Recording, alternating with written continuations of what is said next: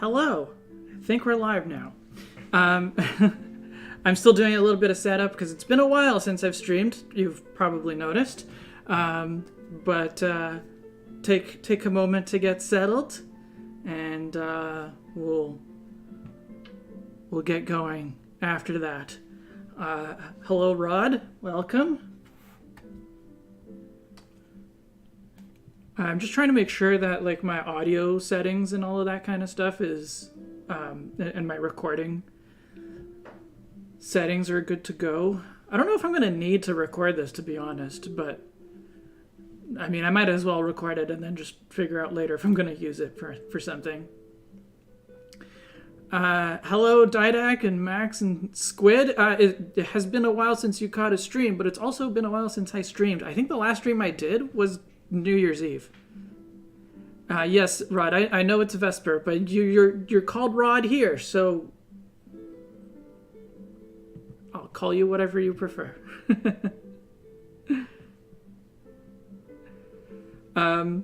Max, you like that it's a more on-the-nose Godzilla Pokemon?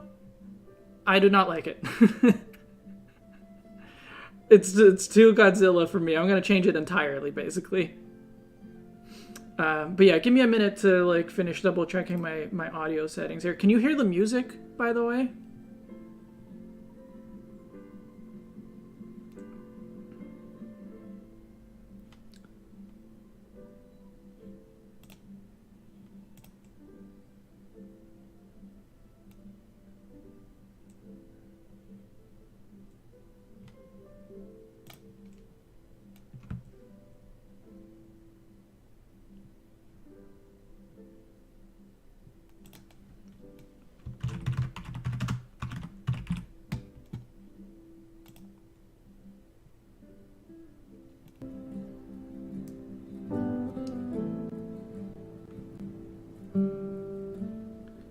Okay, cool. There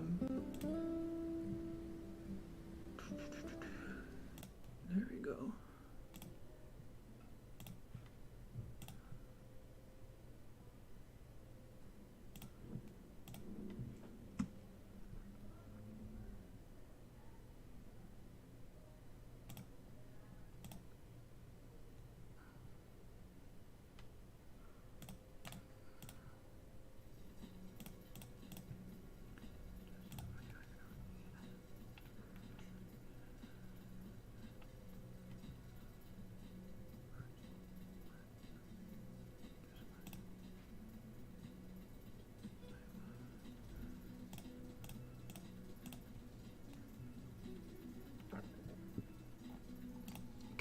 I think I got all my audio settings down.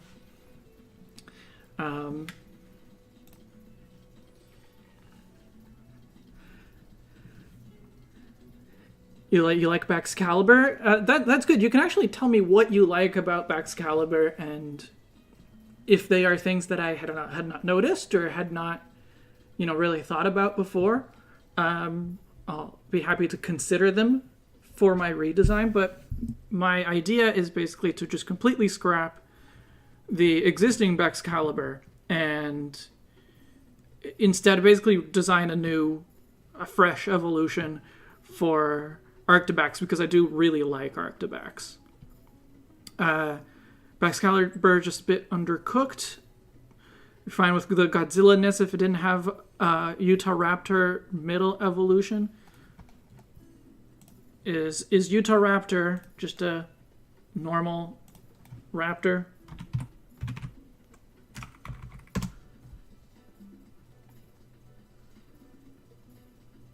Yeah, it's just a raptor.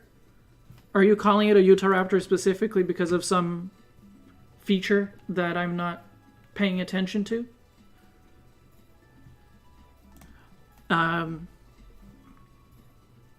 The pose the pose in general is not great.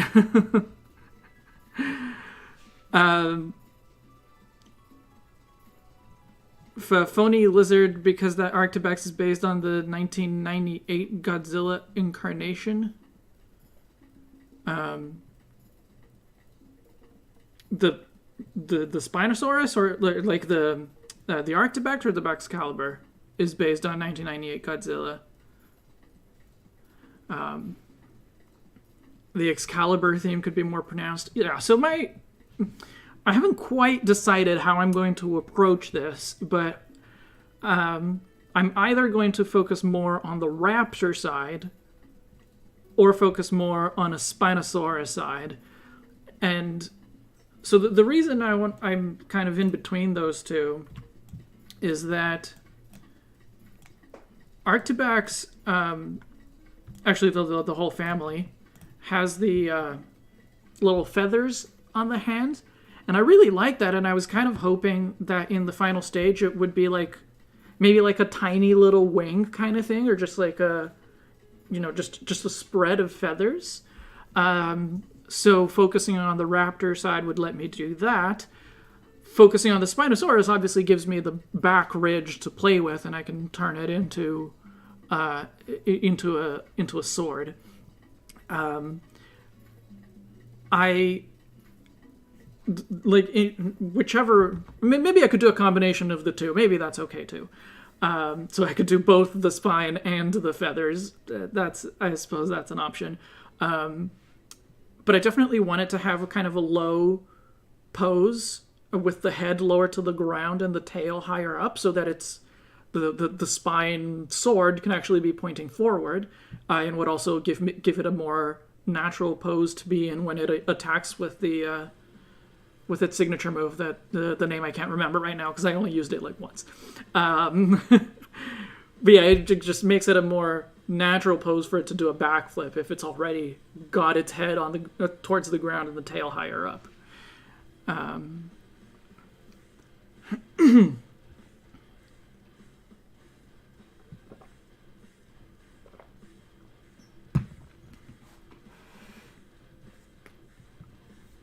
Okay, you're just calling it Utahraptor, but it could be any of them.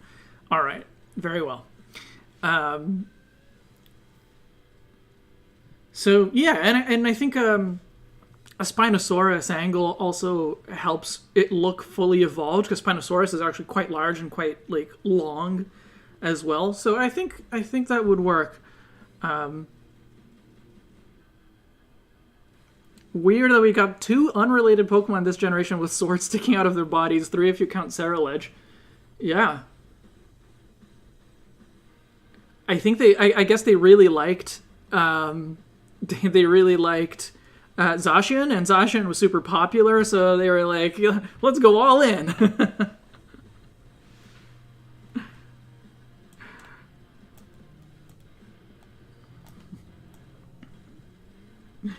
You guys like swords? We'll give you swords.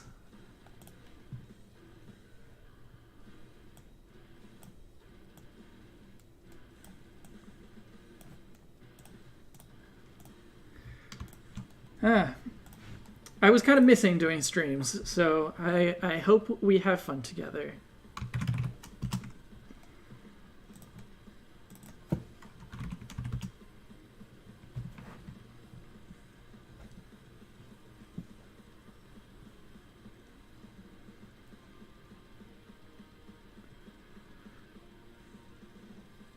I don't mind if you fully make it a Spinosaur, but it could also be inspired by the Concavinator.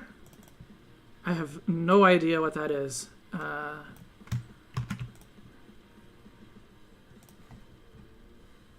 Quick, Google, tell me what this is. Oh. Okay. It's got the back spine, so we're good. It's a theropod, so it's the right kind of dinosaur too. Any chance it had feathers?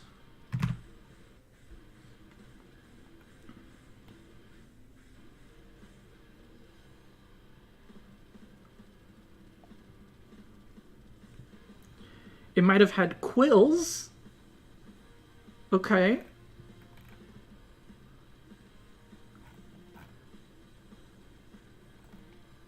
certainly a good one to look at.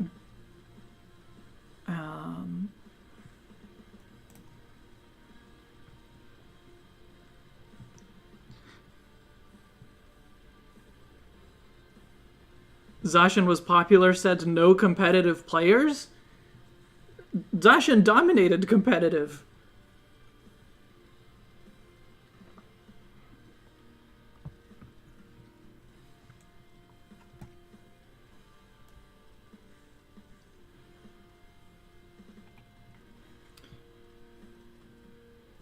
Why do dinosaurs have random bones sticking out of their bodies? Evolution hadn't quite figured itself out yet. You know, it was trying a whole bunch of different things. Maybe his back could have multiple sword spines, like a dragon with sword stabbed into it. I think for it to be, I think for it to work the way that it does work, you know, attacking with the sword on its back, then the sword definitely needs to be pointing out. But it is Excalibur, so like it's the sword in the stone kind of thing. I suppose there could be something about the sword being in the dinosaur.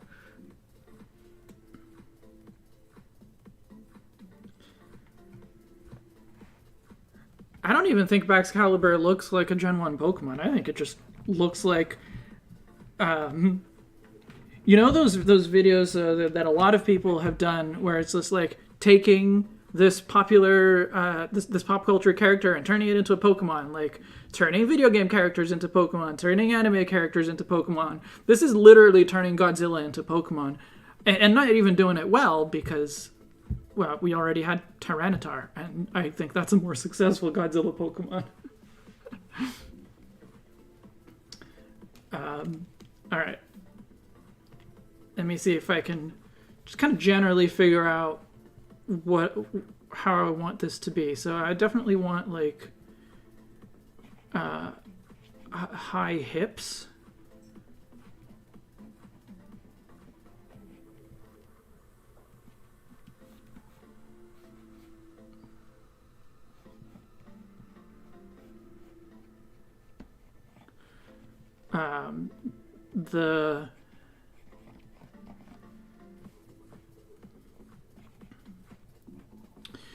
The front legs could be on the floor, or they could be not quite on the floor, but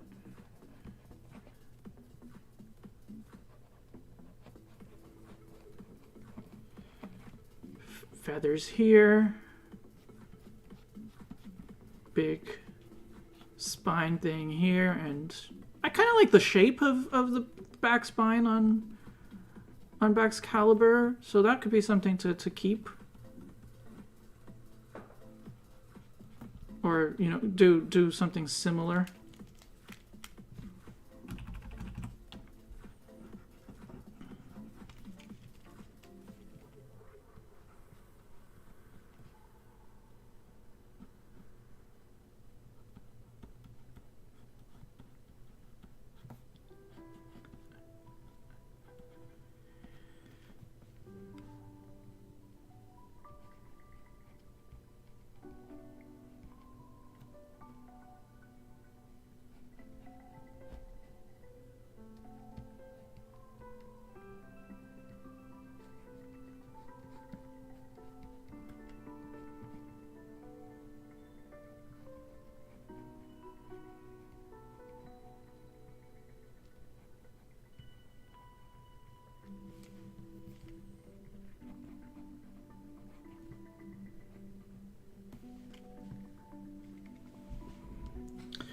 Proportions are very wonky right now, but I think generally this is the kind of thing that I want. There could maybe be something a little bit more different with the snout.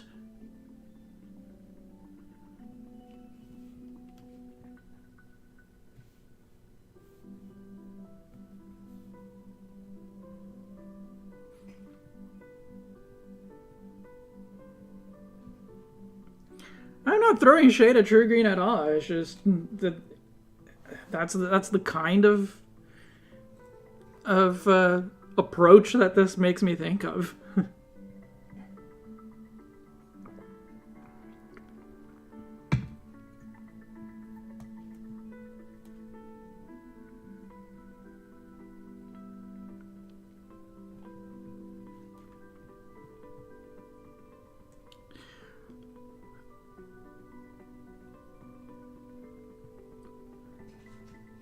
It'll definitely still be bipedal, or well, like Spinosaurus could be both, right? At least Spinosaurus is one of those dinosaurs that has changed a lot in like the consensus of how they lived has changed a lot, but as far as we can tell, it could be bipedal, it could be quadrupedal. It probably mostly swam anyway.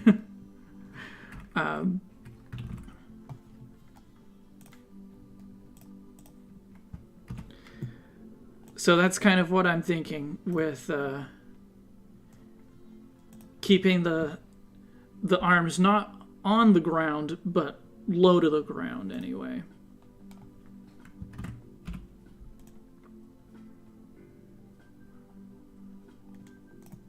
And potentially on the ground, but...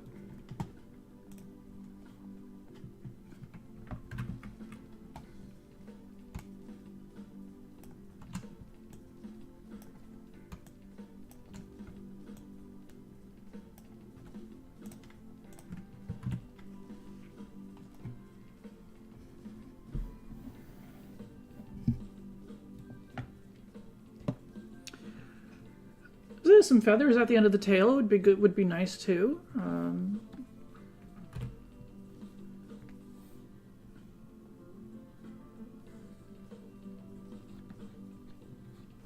We could do like a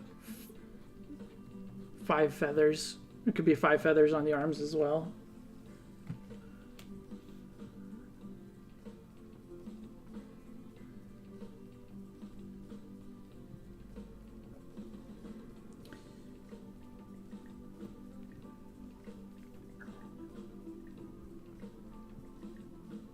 You prefer Baxcalibur's eyes, but you assume I'm wanting more consistency between Arctibax and Baxcalibur. The eyes do look the same from like Frigibax and Arctibax, basically the same anyway. So I think it makes sense to keep that, but I could probably make the black part smaller because that'll make it look more ferocious.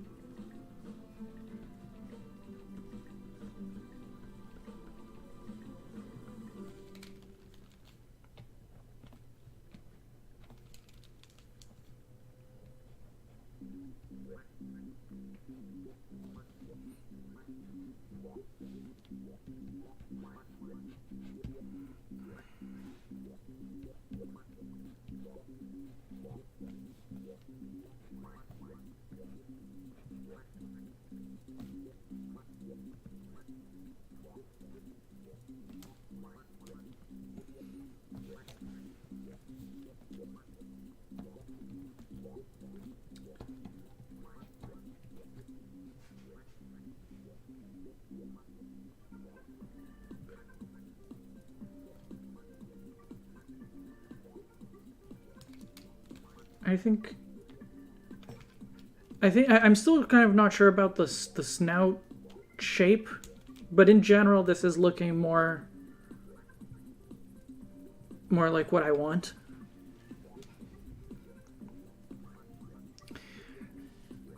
This is a redesign of Baxcalibur, but Arctibax is the starting point because Baxcalibur sucks.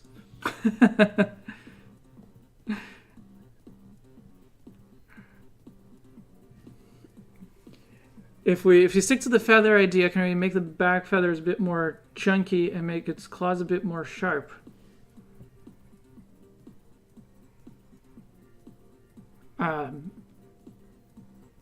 Yeah, I mean, I haven't decided exactly how what shape the feathers are going to be in. I'm just kind of trying to get a general sense of of how this is going to go.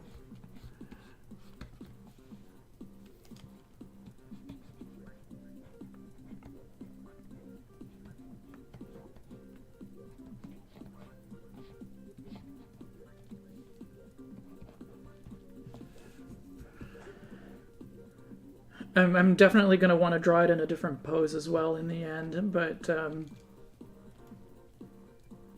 yeah, the feathers could be simplified here to be more like it goes 1, 2,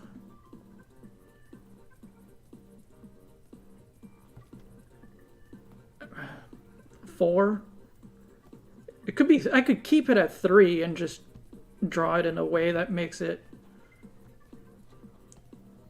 look more like a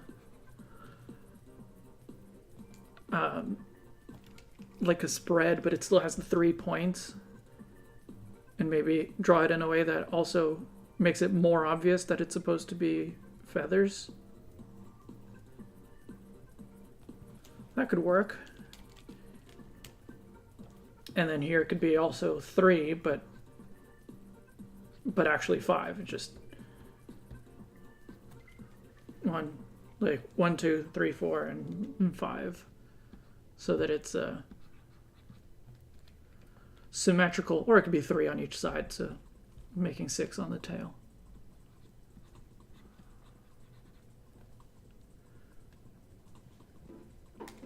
But I'm not a fan of the snout as I have it.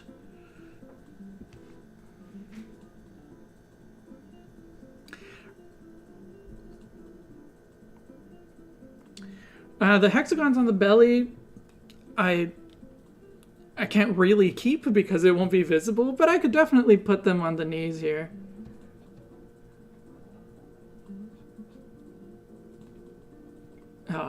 I'm always down to keep some kind of homage to the original, to elements of the original. And I suppose I could put, rather than on the belly, if the back of the tail is going to be visible, I suppose I could have some hexagons visible here.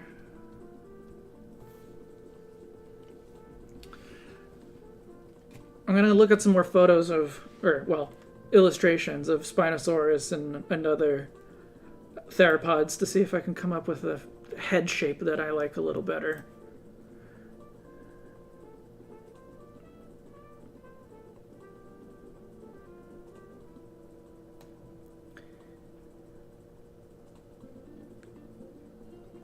Can you see if the eye was a bit more connected to the main eye? It's not an iron snout, it's an ice snout. But, hi Flora. I suppose I could make the mask go farther back to the point that it includes the eye. But I want to think more about the shape of the snout and just looking at some various illustrations.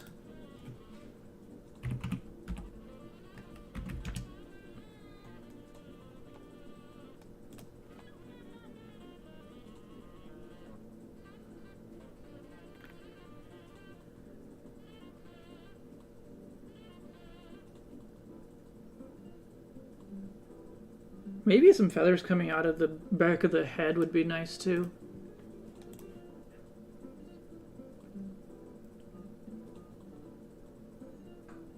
Looks like Spinosaurus might have had something like that, and various raptors did. Well, Spinosaurus also has a little notch on the snout.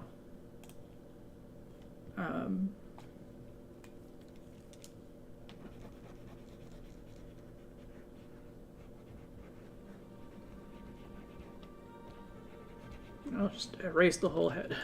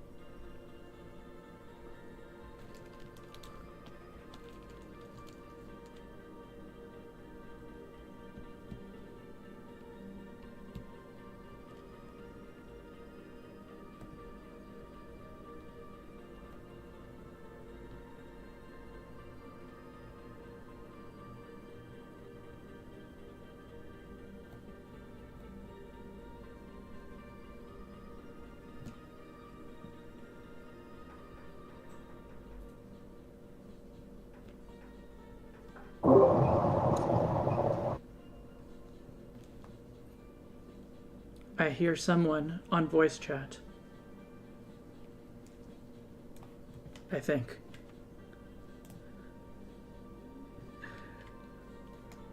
Hi, Tremor. You are muted. That's oh, I muted too because I was waiting for someone to show up. Hi, Tremor. You are currently muted, but if you would like to join the voice chat of the stream, you're more than welcome to. Just say hello and introduce yourself to the viewers if you'd like to. I'm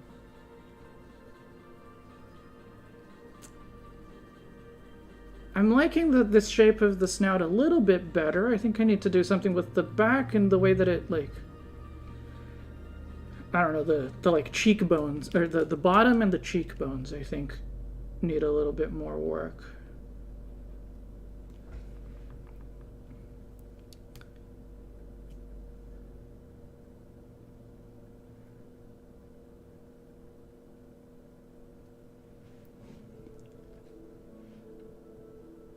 Are you guys discussing whether Frigibax is good?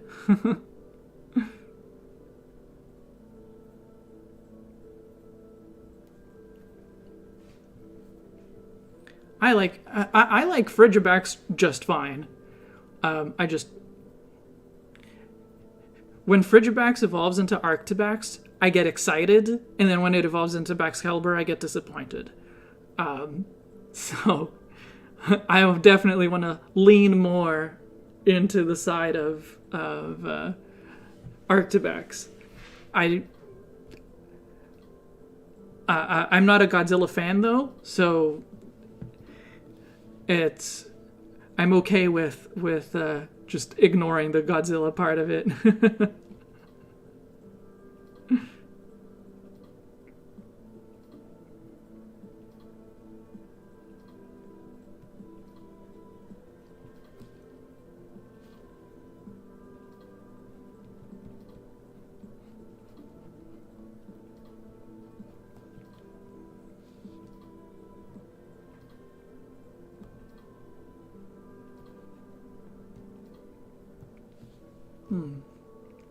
That might work.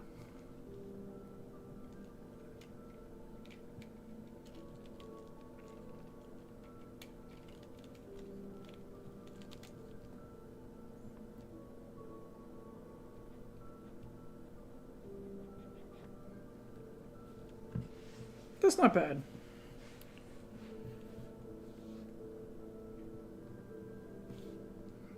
Okay, I'm gonna clean this up a little bit.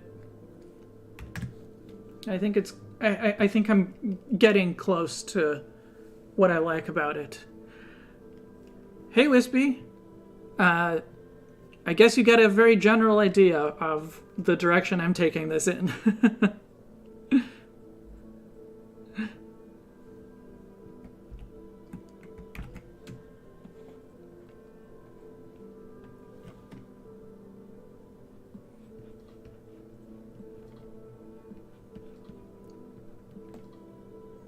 You know, the official designs don't really have this, but I kind of like the idea of having the the ice be translucent so you can see where like the actual shape of the head goes.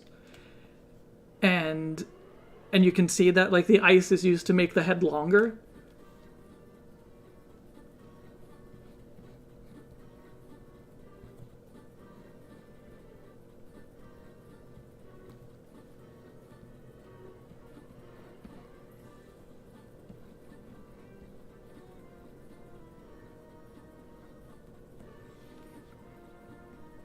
So I might kind of keep this kind of outline a little bit and just shade it a little differently.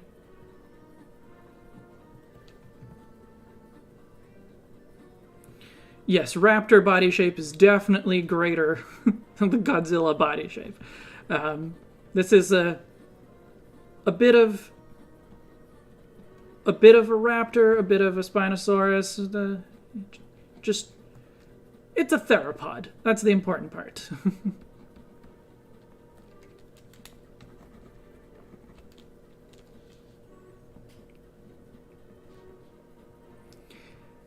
Translucent ice would help it make it more clear that it's ice and not steel. Yeah, someone referred to it as an iron mask, but definitely an ice mask.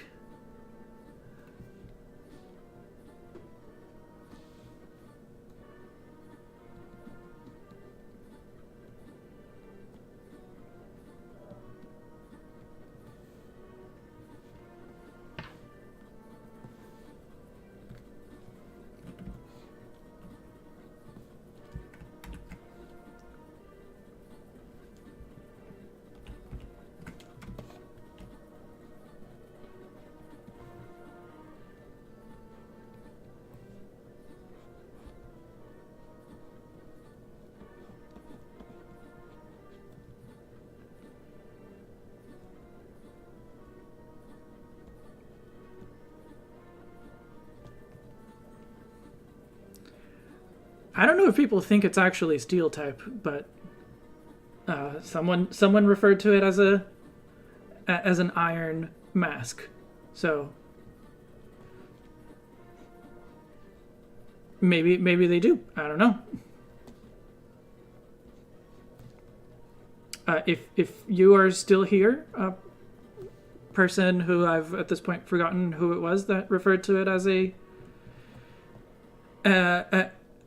an iron mask. Maybe you can tell us where you got that from.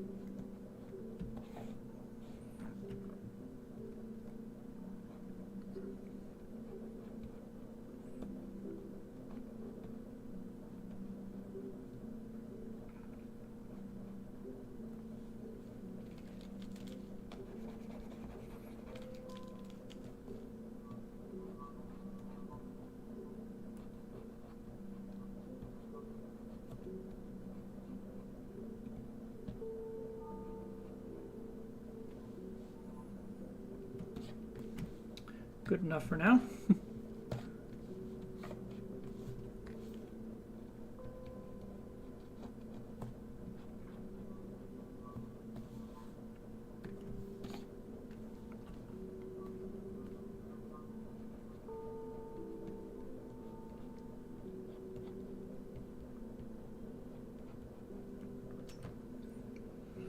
I still like my idea of a sword coming through its chest and the steel of the blade comes out the other end. Oh, I mean, I could do something on... It would be hard to do in this pose, which I said I would draw it in a different pose, but I think I still will. I want it to be kind of facing the viewer a little bit more, which I guess would make it even harder to draw something on the belly, but there could be some kind of design on the belly that looks like the hilt of a sword so that it looks like it went through.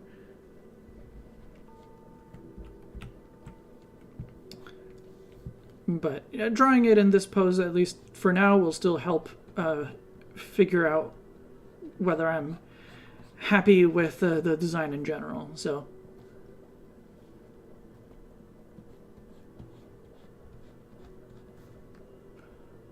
I think I'm going to simplify the back the back sword a little bit, because at this point I now have like the feather as three things. There's the three little spikes on the base of the blade on the back.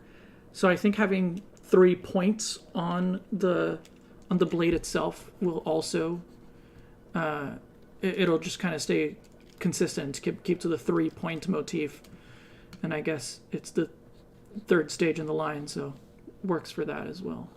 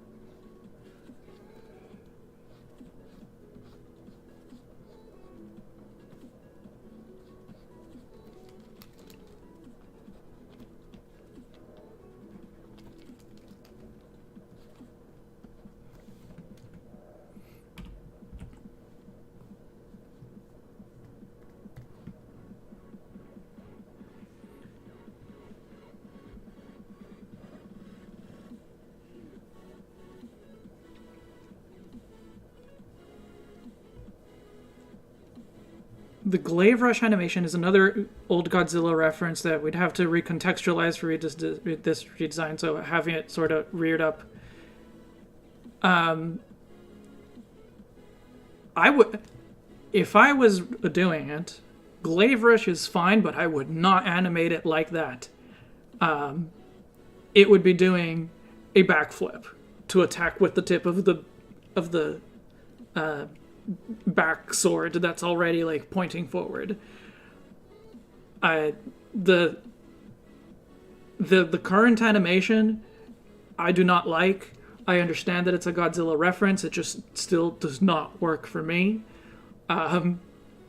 So as far as I'm concerned, that animation can be just thrown out.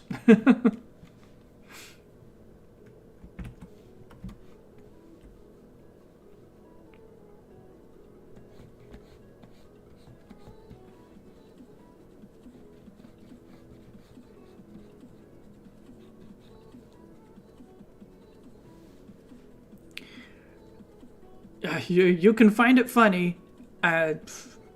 Doesn't do anything for me.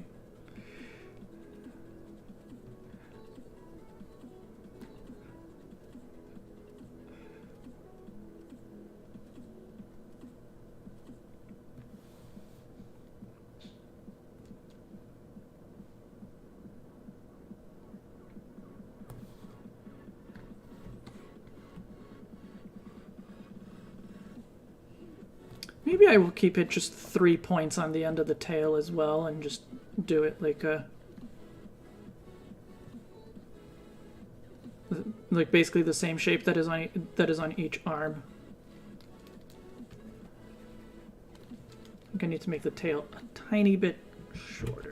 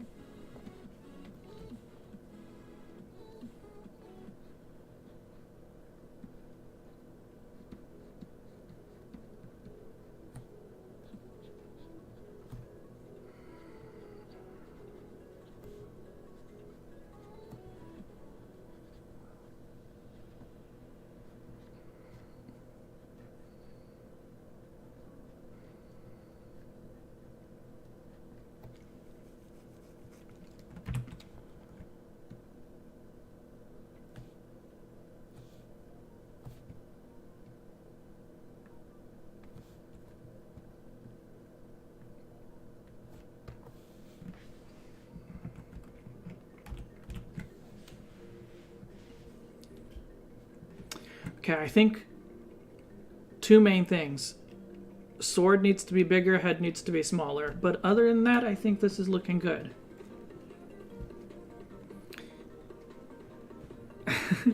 Hi, Gano. If what you're seeing is Godzilla getting even better, then great. Because I'm ignoring the Godzilla part.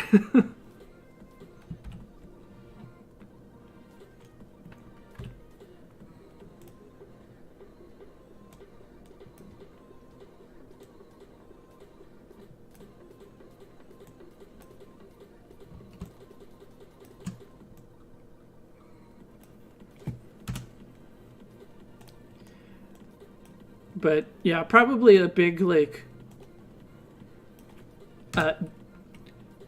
division in, you know, whether you're the kind of fan who likes Baxcalibur or the kind of fan who does not.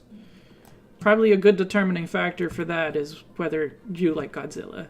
And I don't dislike Godzilla, but I also like I don't follow any kind of Godzilla media, so Godzilla is not part of my cultural background.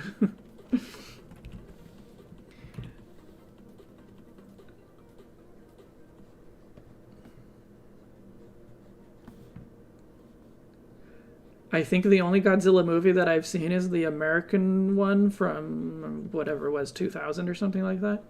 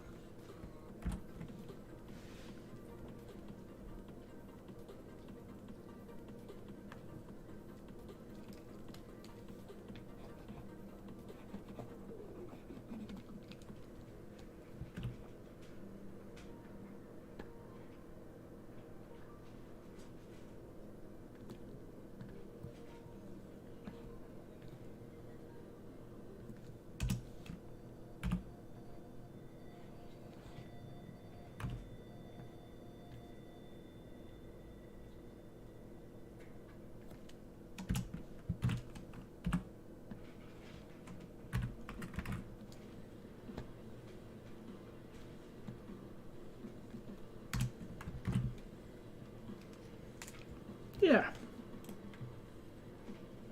In terms of the design, is there anything that you guys see about this that you don't think works, or you think that could add to it somehow?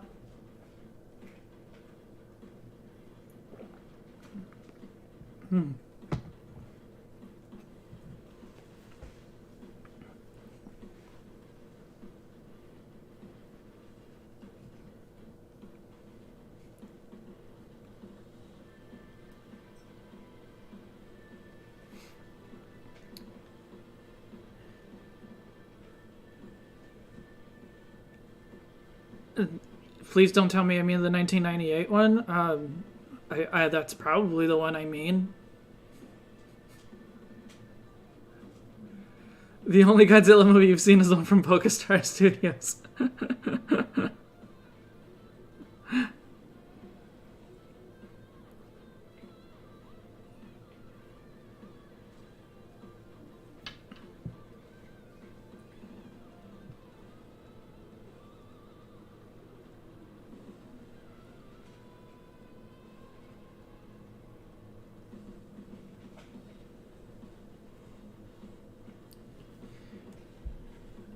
think the arms might be a bit too long. I honestly don't think so, but I'll see what they look, what it looks like if I make them a little smaller.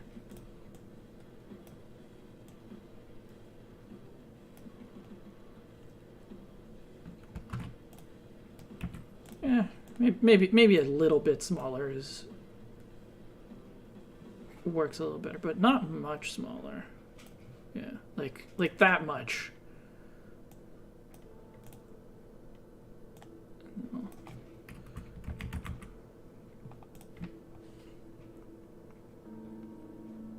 Because I think it can put its paws on the ground. Its front paws. I think it can put them on the ground.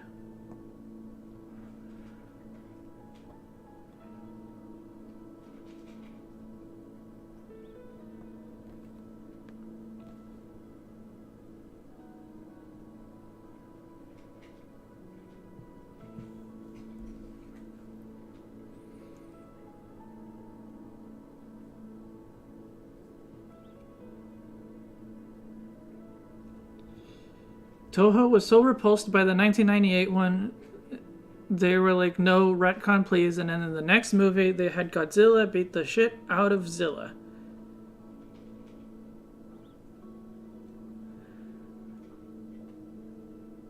Okay. I don't have strong feelings about it, so... I could put a bit more of a hump in the back here to lead into the spine. It is still a spine, but it could be a bit more of a hump in the middle.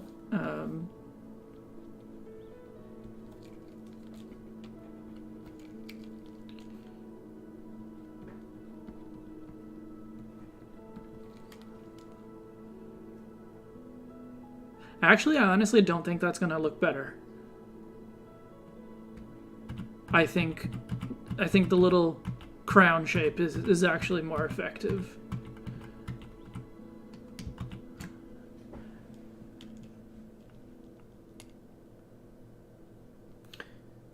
And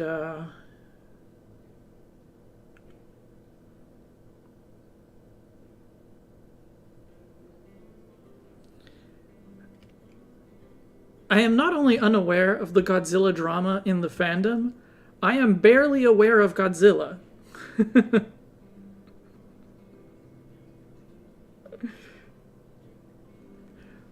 I'm not gonna do the chin spikes. I could maybe make the like back of the mask a little bit spikier, but it's weird to me. Like the part of the design that should be drawing attention is the sword on the back, and having all of this detail on the face makes me pay attention to that, and so that does not work for me. I think I need to adjust this a little bit more. I'm gonna extend this actually. Almost like Charizard horns, I guess.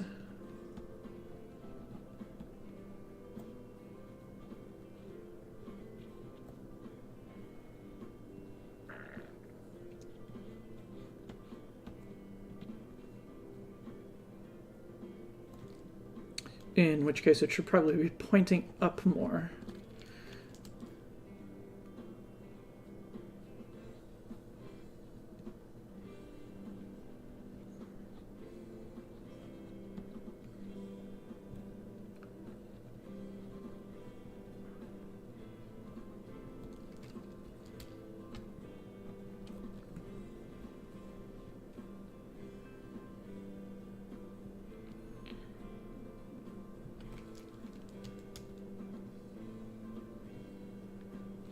I'm missing out on some very fun movies.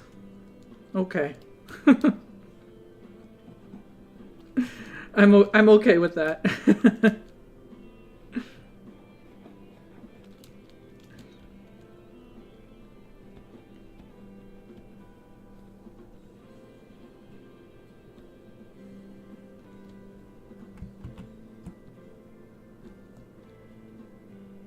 I mean, there's a difference between fun and good. So,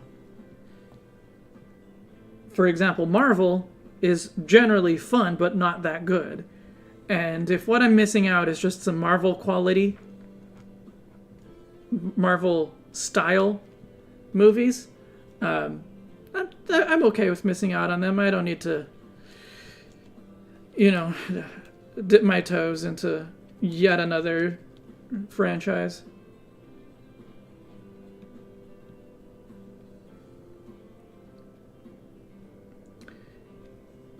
The people who worked on Godzilla also do some work for the Pokemon Company. To honor them, they gave Volcarona 6 wings instead of 4 to match Mothra. We need to have a Shin Godzilla watch party in the Discord soon. Okay.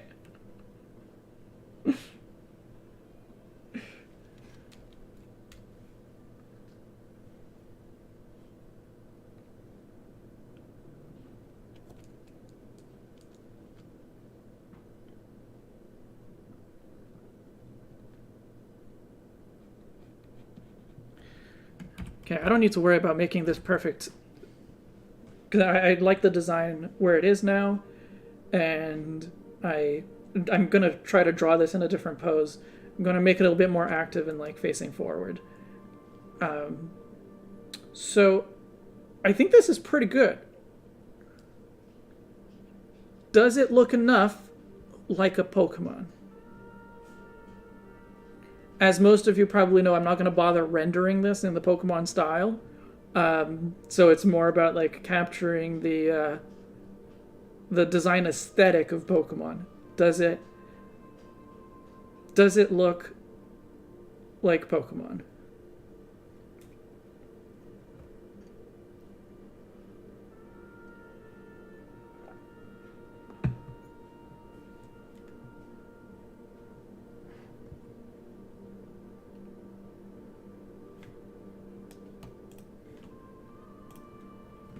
You know, maybe a Volcarona being based on Mothra is why I don't like Volcarona so much. Clearly, I'm not a fan of the style of creature design from Godzilla.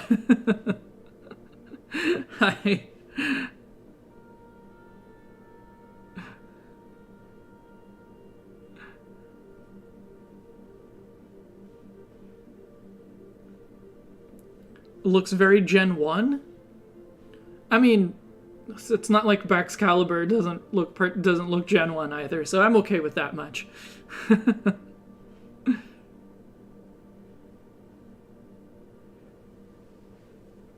Okay, the arms need some work. Let's see, what can I do differently here?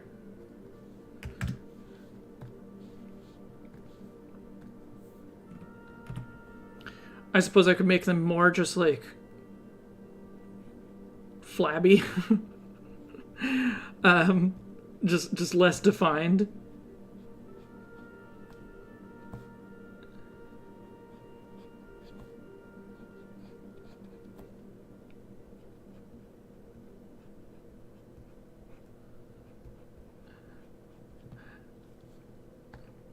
I was trying to just kind of take Arctibax's arm and, you know, take it a little further, but maybe I took it too far.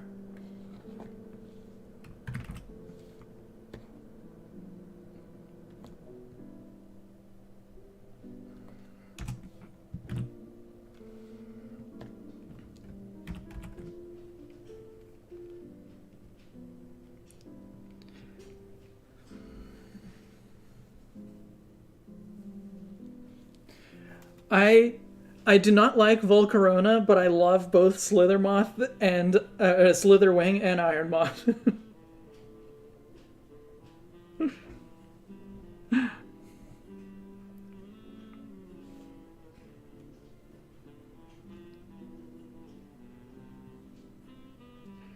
Okay. We can play around with the design a little bit more, but I'm gonna see if I can figure out if I can get the pose that I want. It's much easier drawing Pokemon from basically the side, or anything, for drawing basically the in profile. It's much easier that way. But obviously it's going to be a lot more interesting and exciting if I can draw it doing a thing, basically. So I'm actually just going to hide it entirely for now.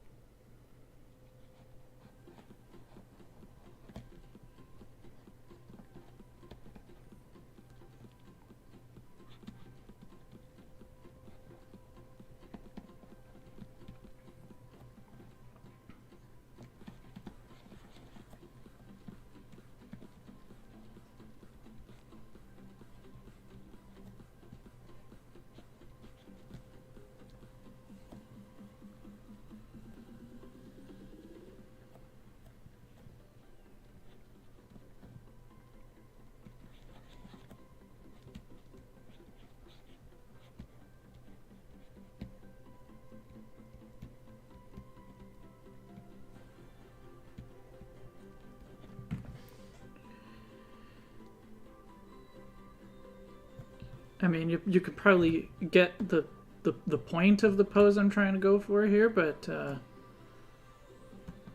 it needs work. I suppose it won't show it being quite as long if I do it this way.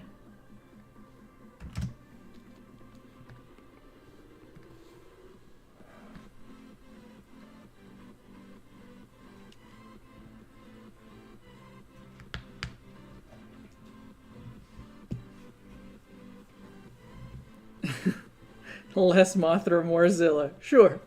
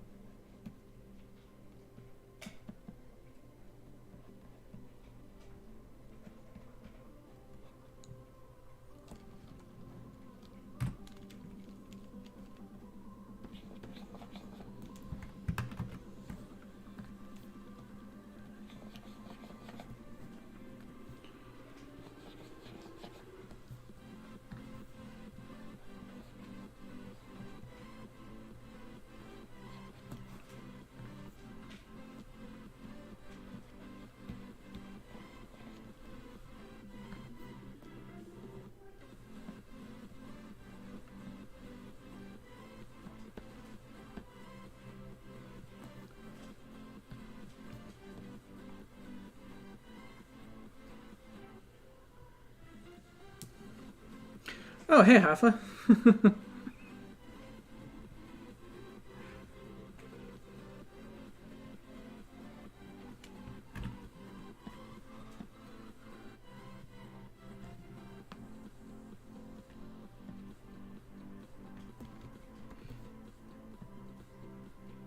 Where is Charon? At this hour, probably asleep, to be honest.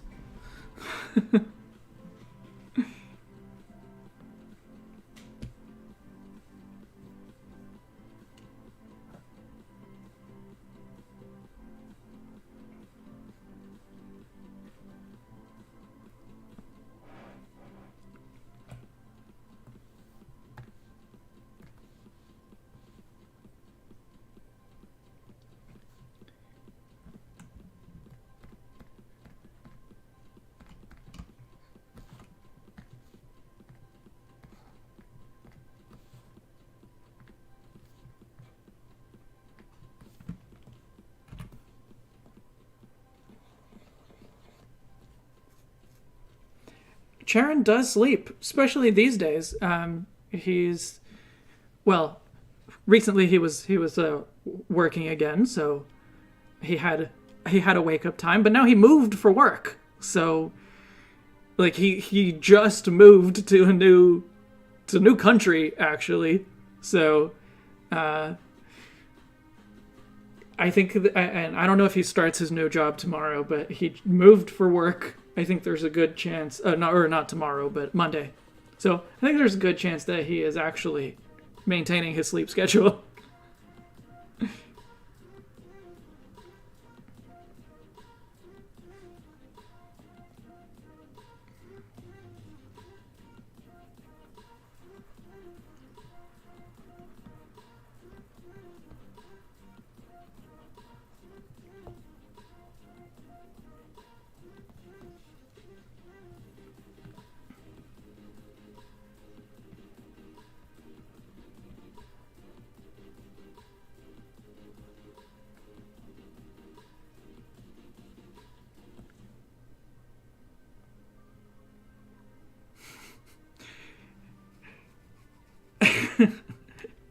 All right, well, you can go and shake him awake.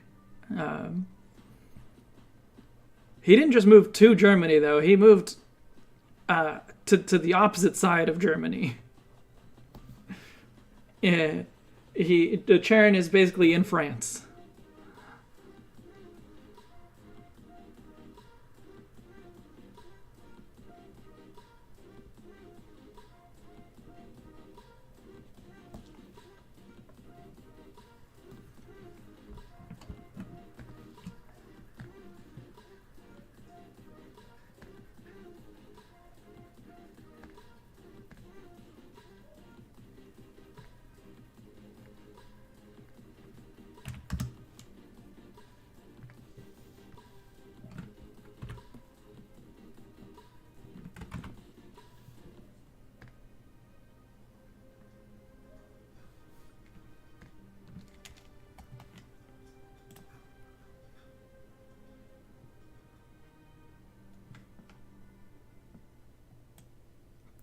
Does it not make a difference how long you actually have to spend in the bus? I think that makes a pretty big difference.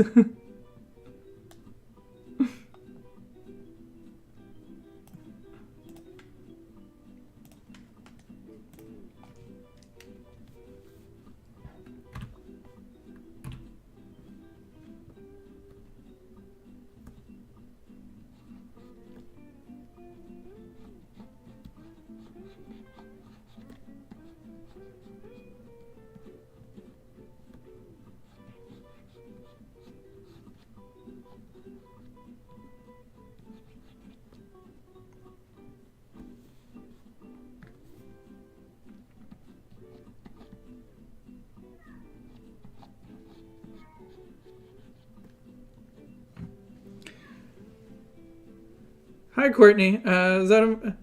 Came to visit with new puppies. Nice. Puppies are a good excuse for anything.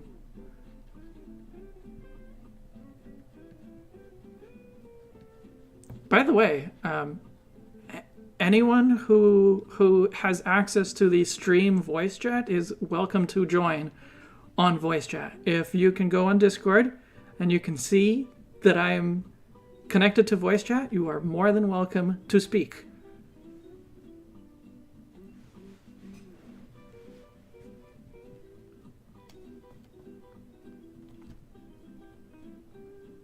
If you want to, of course. I'm not going to force you.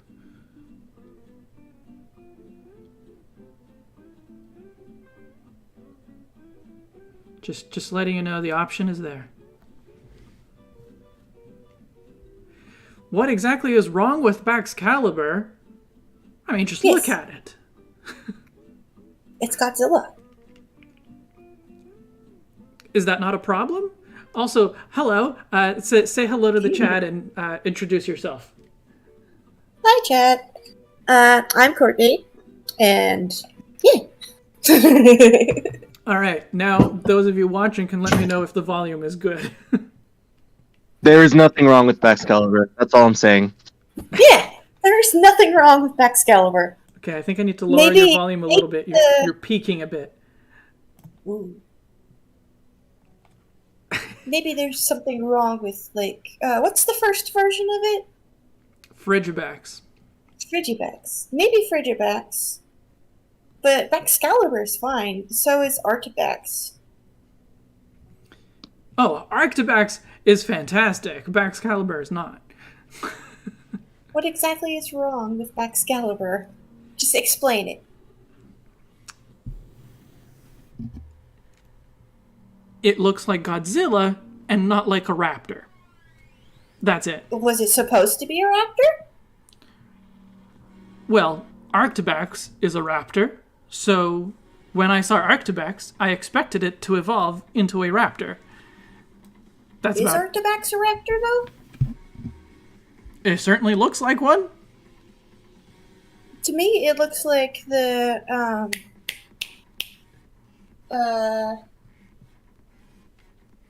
flippin' generic dinosaur based on Spinosaurus. Is there a dinosaur based on Spinosaurus? I mean, there's Spinosaurus. No. Like, there's Spinosaurus, but then there's, like, I'm just saying, like, they don't have all the, like, things on Spinosaurus has. And, like, I don't know how to just explain this. It's like if somebody made a toy of a Spinosaurus without really looking at a Spinosaurus. Just knowing, hey, it's got a back sail. Yeah, And sure. Yeah.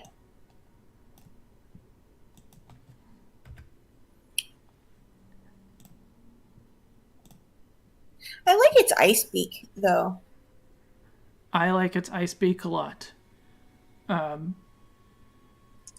I've already drawn the design, by the way. I think you got here after it was already not on the screen anymore because I'm trying to work out a different pose for it. But this this is what it looks like. So it's definitely leaning more into Spinosaurus, but it's also got some inspiration from raptors and what was it called? Concavenator, which is a theropod with a little like spike on the back as well. So,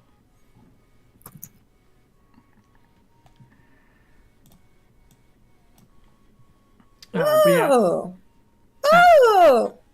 Concavenator. I think that's actually what it's supposed to be based off of.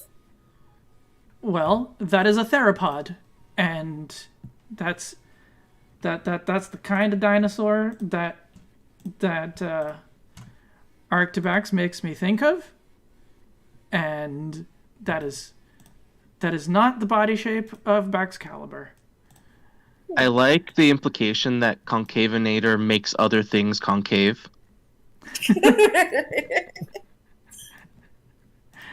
It reminds me of like the actual scientific name for the spike on Stegosaurus's tail, the Thagomizer. It's just like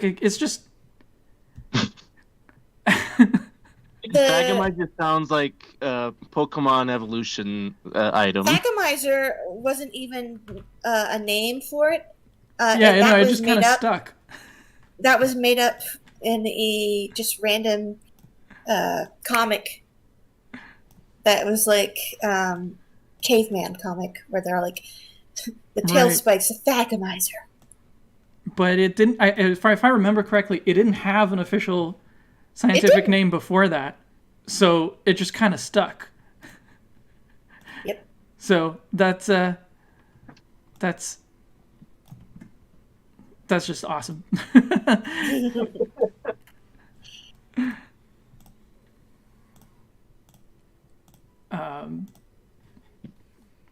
But yeah, now I have to decide where I'm going to put the head. I usually recommend putting it by the neck. Okay. Yeah, okay. usually. I will take that under advisement. But yeah, now that I know it's supposed to be Concavenator, I really see the problem now. Except Baxcalibur was always supposed to be Godzilla. So Oh, was it? was. Like I think if Frigibax had evolved straight into Baxcalibur, I still wouldn't particularly like it, but it wouldn't have been disappointing in the way that it is, because I really like Arctibax, and the idea that it attacks with the spike on its back, that makes sense to me for that body shape, because it's already low to the ground anyway, so it can easily well, being a Pokemon, it can backflip to attack with the spike. And so when it becomes this like perfectly upright, very bottom heavy thing with the sword pointing away from the target, it just does not work for me anymore. So it's not so much that I dislike Baxcalibur. Evolving at level 54 could be a reference to the Godzilla franchise, as the first movie was released in 1954. Fair enough. Like, it definitely looks like it's supposed to be Godzilla, but from Arctibax, that's just not what I saw anymore. You want to know Baxcalibur's name in Japanese? I don't know what it is. Siglaive. It means back and then glaive, like the English word glaive. Oh, glaive. I see. Okay. Yeah. So it's Baxcalibur pretty much works perfectly for literal trans. Yeah.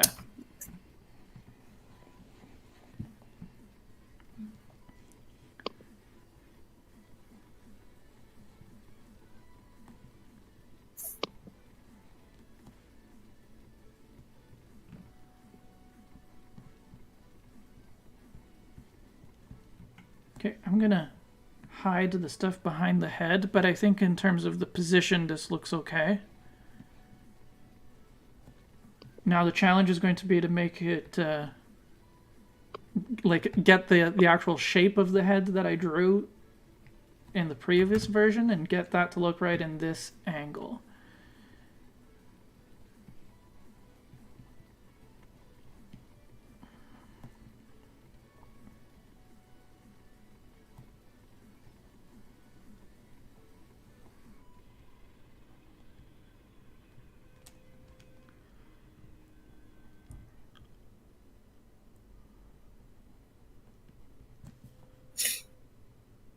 Yesterday I did a bunch of random sketching. Nice.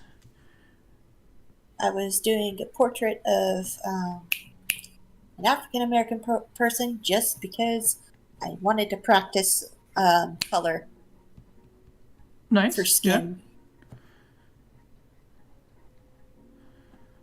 Yeah. I really should practice drawing people more. Why would you draw people? Yeah, that's kind Why of the not? problem, isn't it? Why not? You're But by the people, way, too. Gano, you did not introduce yourself when you joined voice chat. Oh, hello, I'm Gano. Yeah, there you go.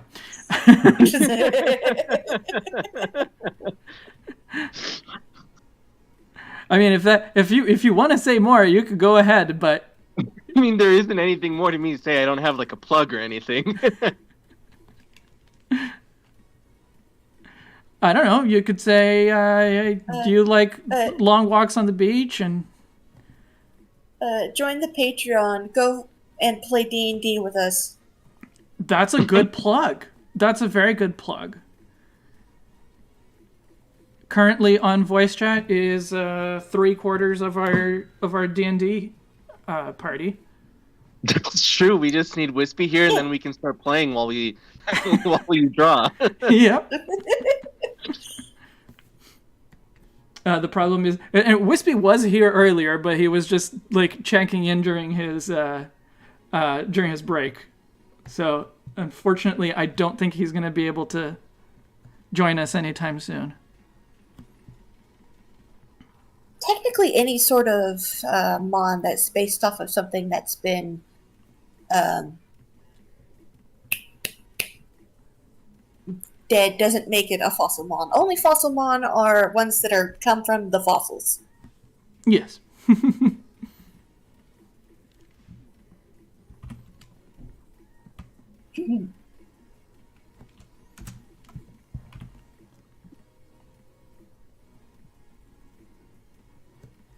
It could be, a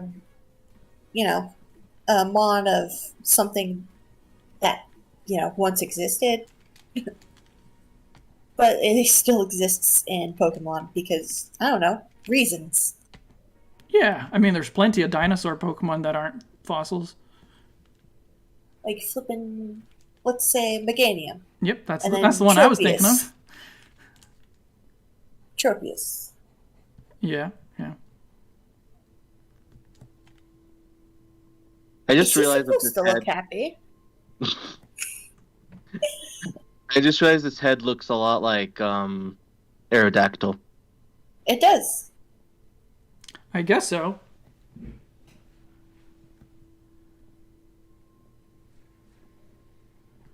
But Aerodactyl wasn't made of ice, was it? I mean, it could have been. It's pretty rocky for all the rocks. Yeah. It was mineral, but not ice. But see, what if the minerals in the water were the only thing that was left over from the fossil, which made it into a rock type? But then its mega evolution wouldn't be like rock. Well, maybe its mega evolution was like even more minerals from the ice, but because it's not actually alive, it doesn't have ice. Nah. All right, how does the pose look? I know it's a bit messy, so I'm gonna try to lower the opacity of some of the stuff that's farther back to make it a little bit easier to see. You're like, how does the pose look? And I looked on screen and there's just like a bunch of scribbles everywhere. Correct.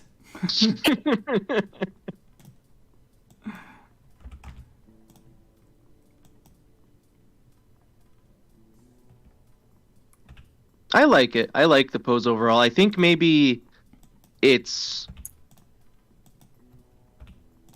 right arm could be adjusted a bit. Oh, wait, no, never mind. I was looking at the wrong thing as the right arm. Ignore that.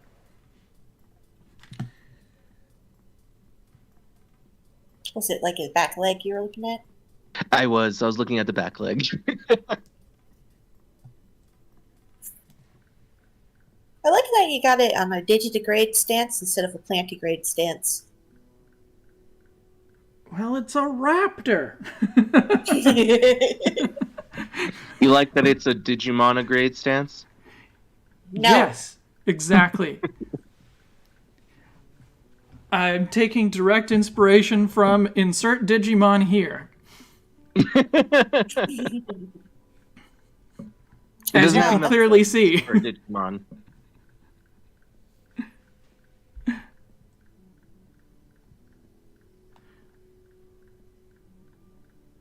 Okay.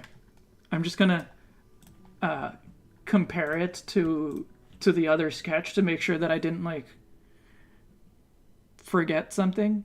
I know that I didn't put details in the legs and the claws. That's all still to come, but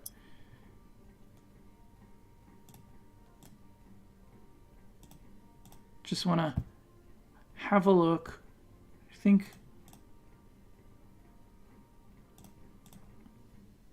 it certainly doesn't show off the fact that it's really long anymore, but it's a much more exciting pose, and I think makes it look more aggressive, gives a better sense of how it would actually look in battle. So I'm okay with all of that. I think the Baxcalibur animation, though, is pretty funny. I mean, it's funny, but it's not. But that doesn't make me like it. Got it. I don't go to Pokemon for the funny Pokemon, and sometimes the funny Pokemon are fine, and sometimes they work well. But the kind of setup to Baxcalibur did not make me expect this to be a funny Pokemon, and so when it literally just turns upside down and glides towards the enemy, it just I'm more baffled than anything else. So yeah, it just does not work for me. Yeah, it definitely does a little bait and switch. Yeah. That is an idea to make longness look more long. Just have the tail get smaller, like even smaller, and have the head get even bigger for perspective. Yeah, do a little bit of foreshortening. I could probably do that with the tail, like accent that more with the tail. I don't want to make the head too big, though, because then it would kind of dominate the drawing. Yeah. But maybe a little bit bigger here. Alpha, exactly. That's why it's so good. The animation is literally an iconic Godzilla meme. Yep. Yeah, and like... I love it. It's so stupid. Awesome. I certainly wasn't aware of that when I first saw it, but I think someone commented about it on my Violet Journal where I talked about that. So I looked it up and I saw it, and like, yes, it is very clear that that's what they were going for, but that doesn't mean that I like it. Libris is like, yes, this is very clear, and that is very unfortunate. Yes. Pretty much. You did a great job of emulating this animation, this attack, from a different franchise, and therefore it does not look like a Pokemon. You took it too far. Or it does not behave like a Pokemon. In the next anime, I really need a Tyranitar versus Baxcalibur, like, amazing fight scene. Tyranitar, Baxcalibur, Volcarona, and Hydreigon? Makes sense to me. Yeah. You can add in Aerodactyl. Yeah. Maybe Duraludon. Oh, yeah, Yeah. Duraludon. Yeah. Or Iron Thorns. Oh, yeah, Iron Thorns. Iron Thorns would make more sense. I'm not familiar with all of the future Pokemon, the future Paradox Pokemon, so I have to like look them up when people mention them. I'm like, what is Iron? But you have finished the game, right? I finished Scarlet. Yeah. Yeah. But I take it you haven't completed the Pokedex. No. Yeah. Just not the Violet Mon. Right. With the current Pokedex, pretty much most of it for Godzilla. I wouldn't say most of it, like the big ones, yes, but Yeah. the big five, yes. Sorry, what? The big five what? Godzilla monsters. Of Godzilla monsters. You have Godzilla, Mechagodzilla, Rodan, Mothra, and Ghidorah are the big five. Oh, you mean they're all represented in Pokemon? Yeah. Got it. But other ones that are still popular, like Anguirus isn't represented, for example, and neither is Caesar or Manda or a bunch of others. Yeah. I mean, you could probably find representations, like, but there aren't like clear. This is based off of this. Right.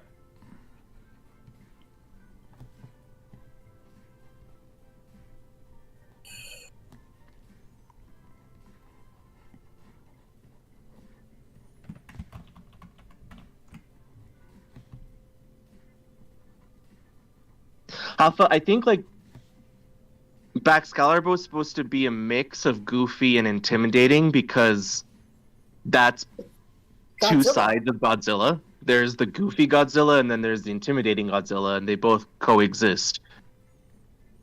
I guess that makes sense. For example, like you would not call Shin Godzilla a goofy Godzilla at all. Yeah. That's probably the scariest Godzilla that's ever Godzilla'd. And that's the one you like the most? Yeah, it is the most as a movie, it's the most interesting and well done movie because it's a really interesting take and critique of the Japanese government. Okay. All right. Well, I'll have to split for now. Well, thanks It for was nice stopping being by. here while I was. Of course. Bye. Yeah. Wee. Bye.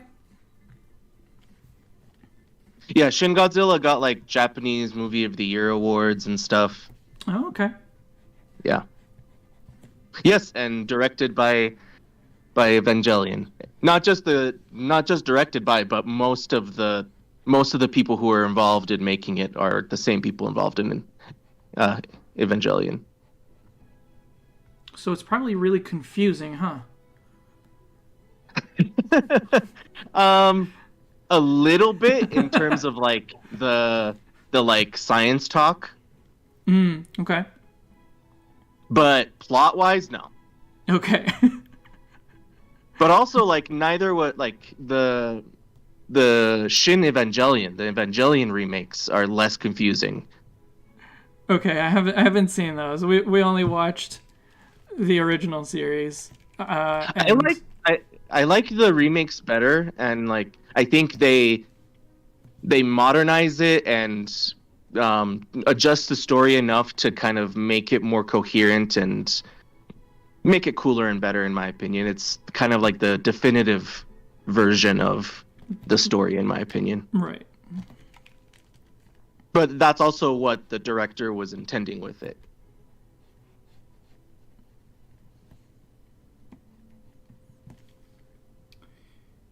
Shin Godzilla would only be better if it was confusing. Oh wait, no, if it wasn't confusing. Oh, sorry, Oh, Ruin hey, Maniac. Ruin Maniac is here. if it was more confusing, yes, that would only make it better.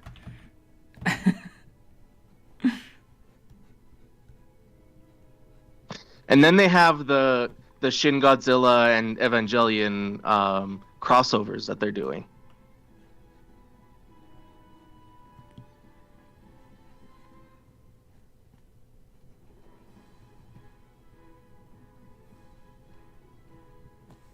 Yes, Hafa, they're both a remake and a continuation.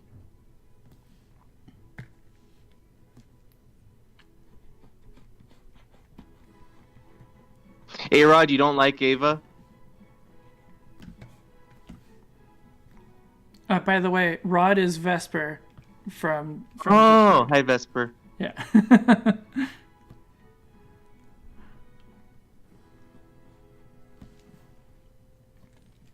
Sometimes it's hard to tell when you know someone.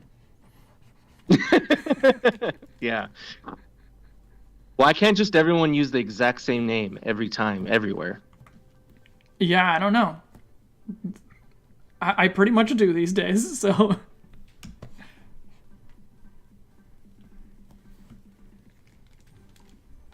Yeah. Vesper, you talk about Ultraman crossing over with Godzilla, but hey, Evangelion's also involved in that.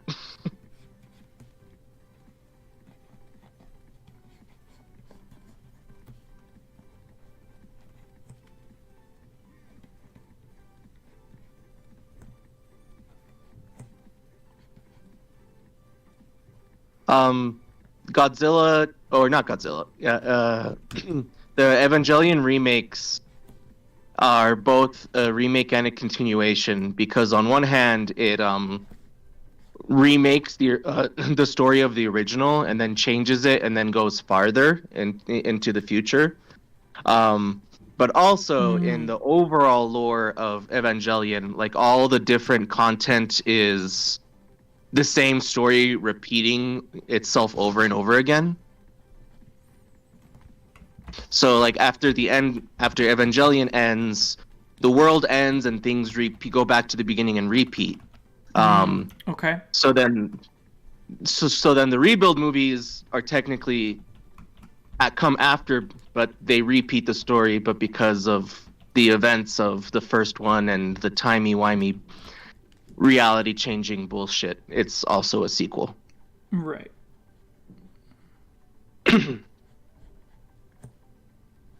Yeah, the manga is included, and so are the spin-off fan servicey mangas and the light novel sequel, and yeah.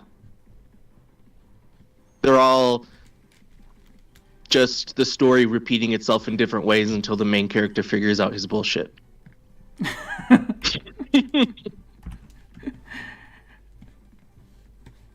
The main character as in the main character, or the main character as in the creator / director?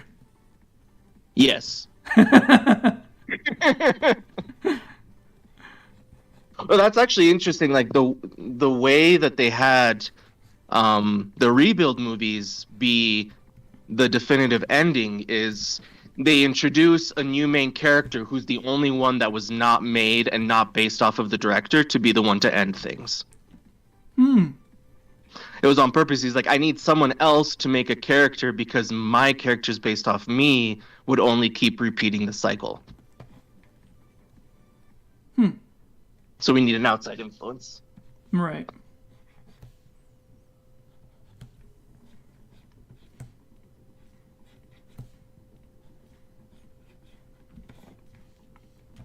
Yeah, Ruin Maniac. That's a good way of summarizing it. The best way to view any ending of Evangelion is remember the whole thing is about Shinji's reality having the possibility to be different if they tried. Yeah.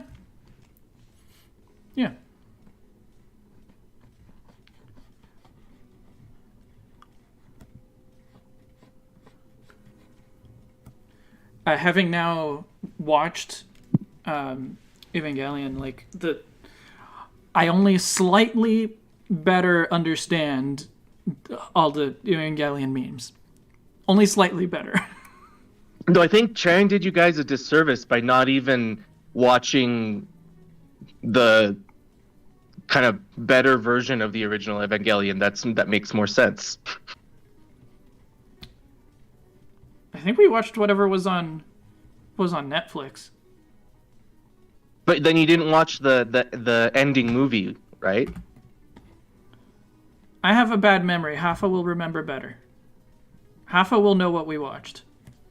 Hafa, did you watch Netflix Evangelion with the director's cut and then the movie?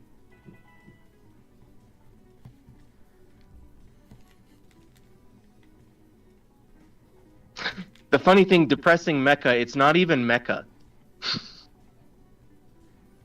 There are no robots.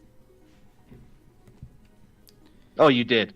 Well, Libris just has a bad memory. Yeah, I do have a bad memory.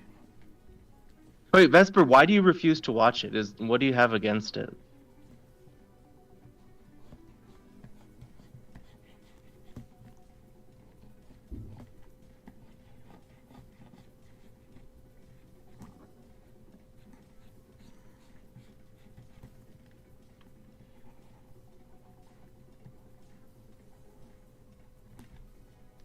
Yeah, Evangelion looks like it has mecha, but there are actually no mecha.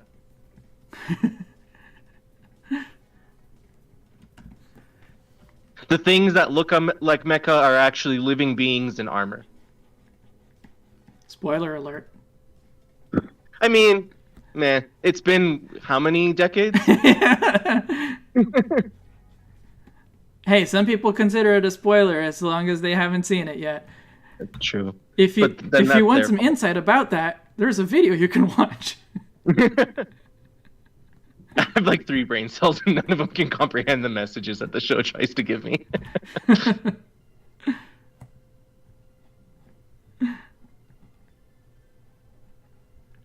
As someone who's a big fan of psychology, I think that the characters of the show are very interesting.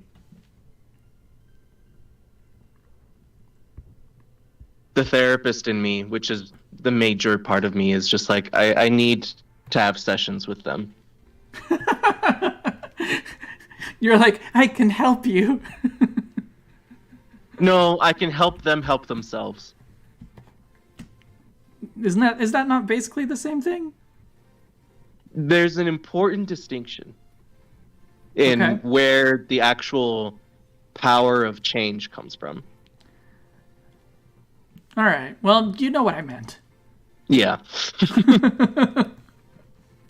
The message of Angelina's try therapy and the fans haven't followed it to this day.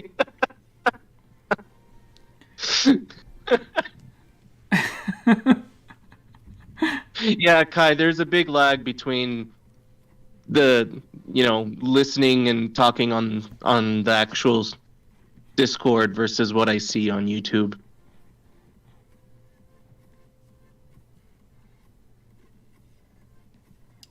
Yeah, that makes sense. Also, hi, Kai. Have you been here? I didn't notice you. Actually, I don't know how long Kai has been here. Huff, I wouldn't call myself a Gestalt therapist, but I've used those techniques before.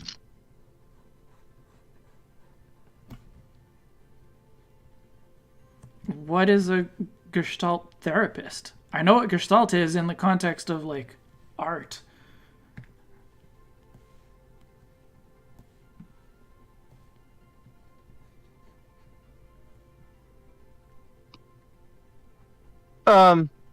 The basic of it is that the human mind is more than just the sum of its parts.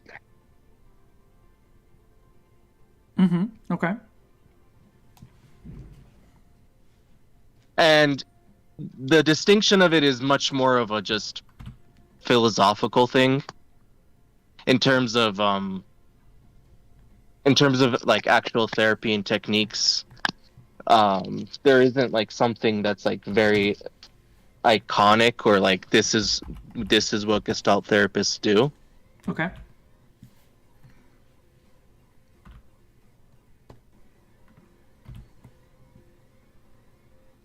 But you said you've used those kinds of techniques before, so what would be that kind of technique that is related to that specifically? It's basically contextualized therapy. Basically, you take an individual experience, and then consider the environment and social context of their life, and then the actual relationship between you and the client. It's just kind of like an extra level of contextualism. Okay. But it's something that's not just Gestalt. It's also part of a lot of different types of therapy. So I would say, like, yeah, there's overlap in the techniques that I Right. use. Okay.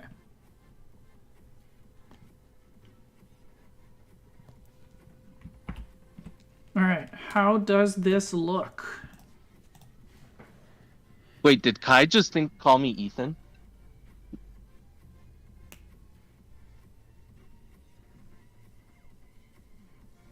Oh, it seems like they might have. That's happened before. I've been confused for Ethan a few times. I guess my voice is similar on video. I don't know. It could be that Kai is assuming you are Ethan because Ethan used to be the only person who could get on voice chat. That's true. We had two Ethans on here earlier then. Yes.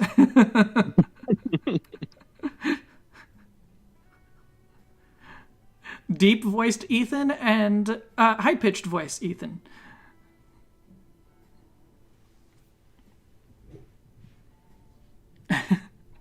And we have apparently actual Ethan as well, just not on voice chat.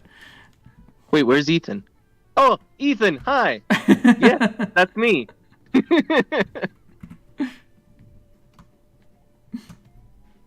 Yes, hello, I am Ethan from Chicago.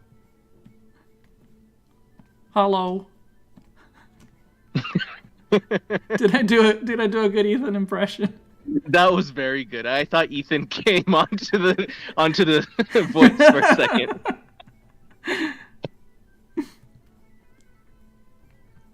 I like spiel.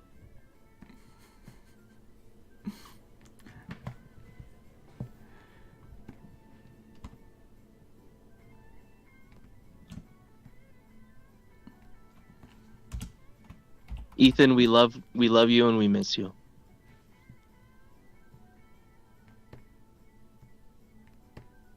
I don't miss Ethan. I talk to him every day.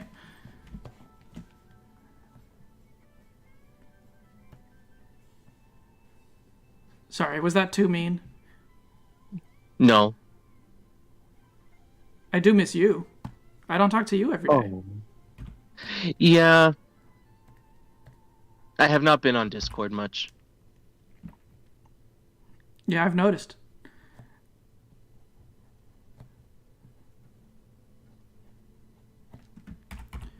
Okay. The impression is the greatest Oscar snub of the year.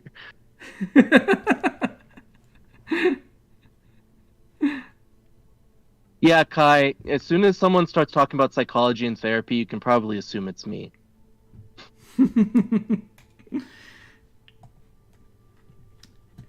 Okay, I think this is good enough for me to move on, do the final outlines, and then give it a little bit of shading and stuff.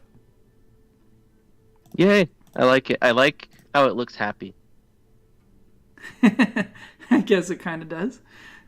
It's excited to fight you. It looks like it could replace the hehe meme. Maybe if I move the pupil off to the side a little bit. Yeah.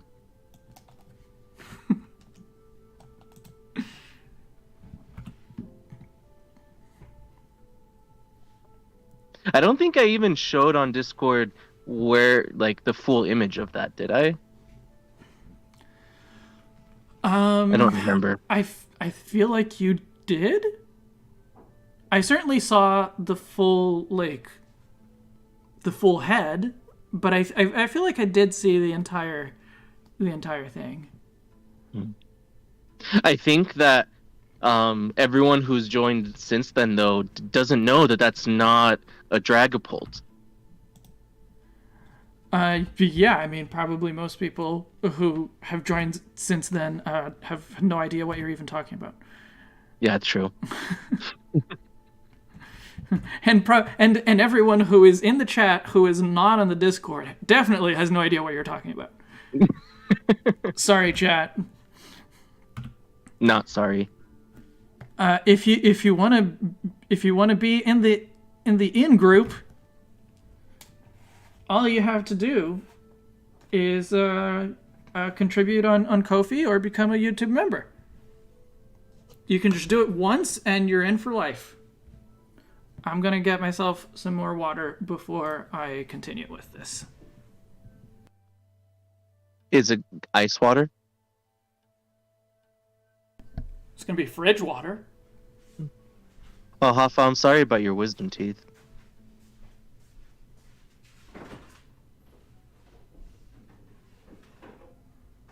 Also, I didn't know that Hafa was a psych student. Awesome. Welcome. If you have questions, I'm here.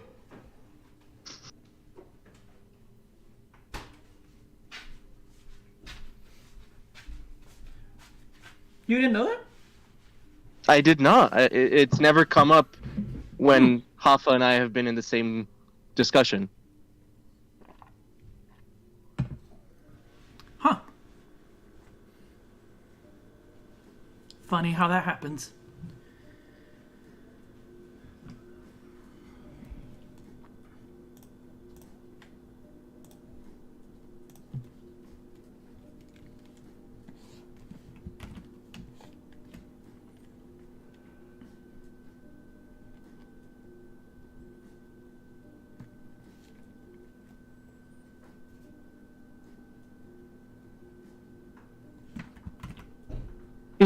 No thanks. I'm done with tests for the time being. I don't want to take any more tests. I still have to take 2 tests, at least, but that can wait until later this year. What kind of test? My laws and ethics test for my licensure and my just general psychology knowledge test for licensure. Does that mean that you are not yet licensed? I have a temporary license. Okay. How it works in several states in the U.S., with some variations based state by state, is once you get your master's degree, you get like a license for like an associate mental health clinician, and then you have to get a certain number of work hours, and then you can apply for your full licensure. Okay. Associate meaning that you like have to work under someone else, basically? Yes. Okay. Yes, I have to work under someone else. Work under their licensure. So like, I work for a counseling center where the CEO's license is the license I'm technically working under. Right.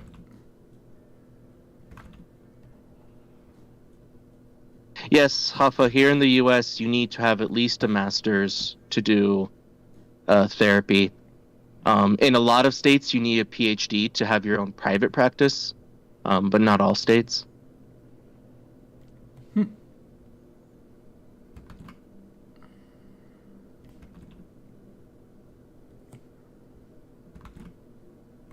Wait, why are we talking about phallic stomach handles? I missed something.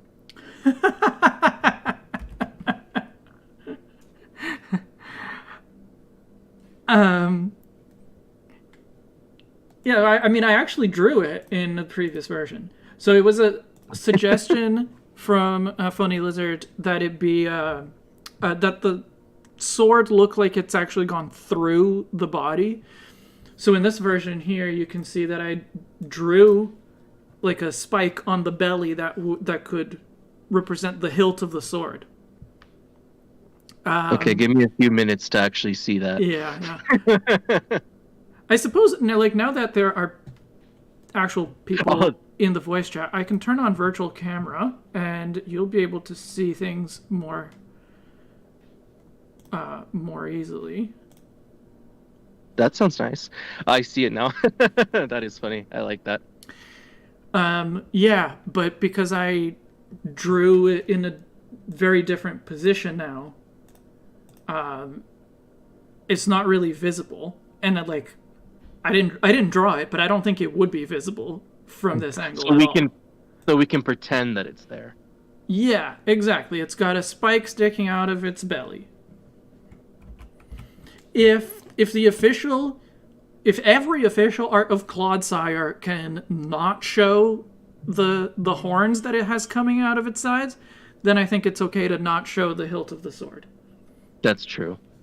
It's also a little not safe for work.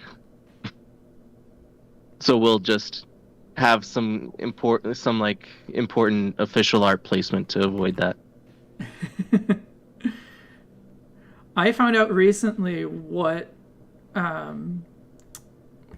Clodsire's horn things are based on. It's pretty cool. What are they based on?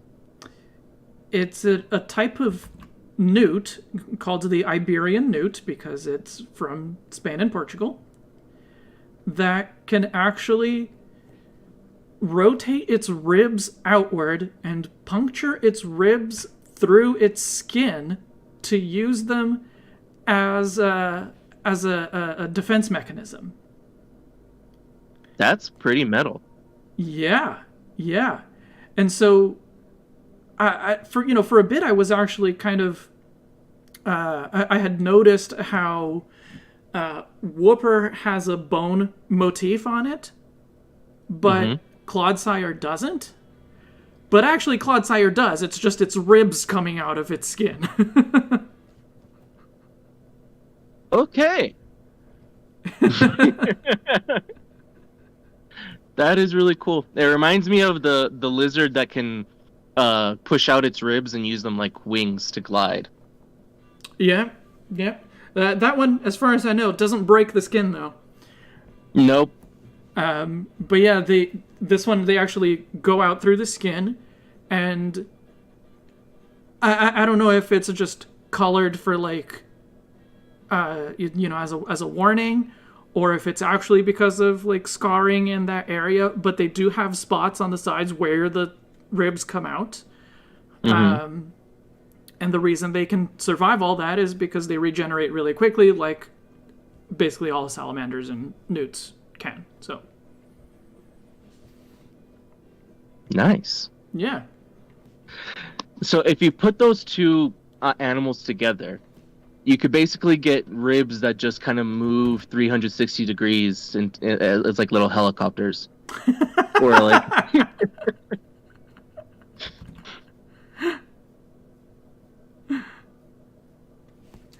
Maybe that's a Gen 10 Pokemon. The helicopter rib Pokemon.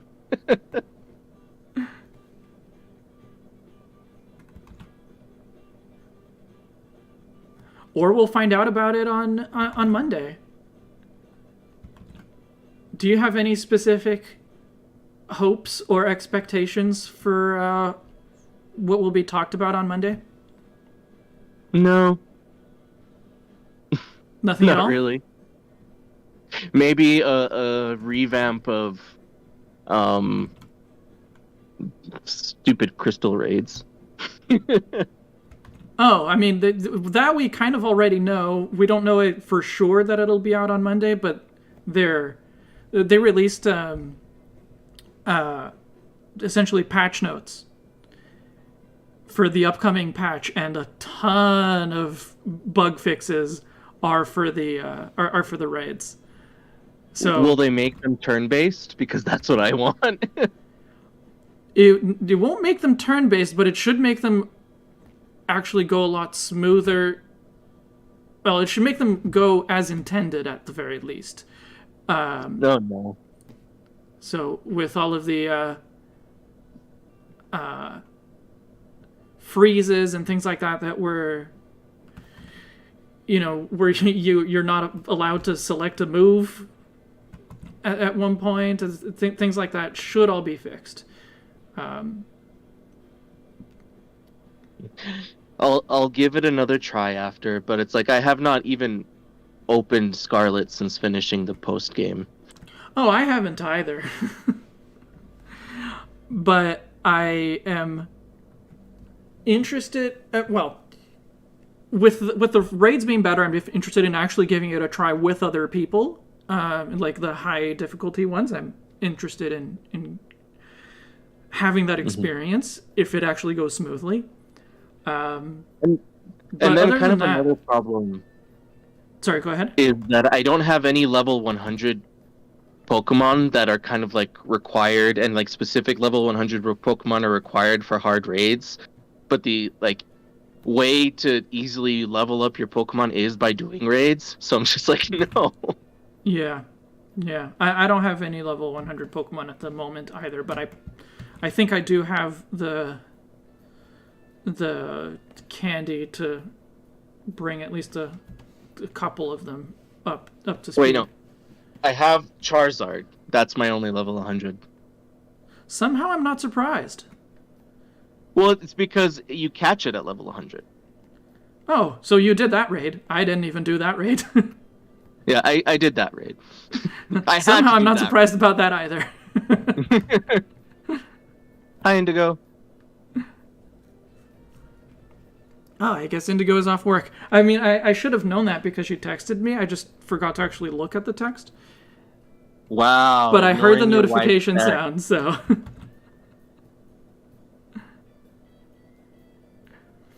But yeah, I expect, like, it's a 20 minutes of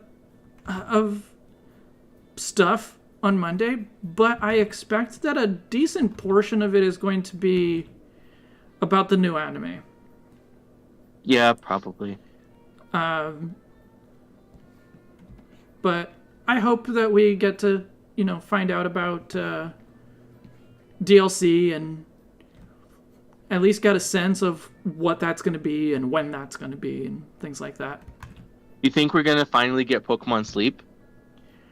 You know, I think that like unlike most other years, this time it actually feels like a possibility because it was patented. I'm not gonna get my hopes up, but you know, it could happen.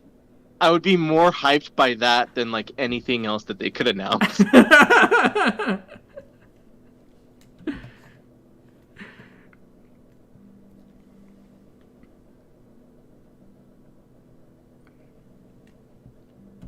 I don't know if I'm willing to give up my sleep, like give over my sleep to Pokemon. No, I don't plan on using it. I just want it to finally fucking come out. Right. Hey, if that gets announced, then I'm going to be excited for Detective Pikachu 2. The game that was announced on the same day, on the same event as Pokemon Sleep.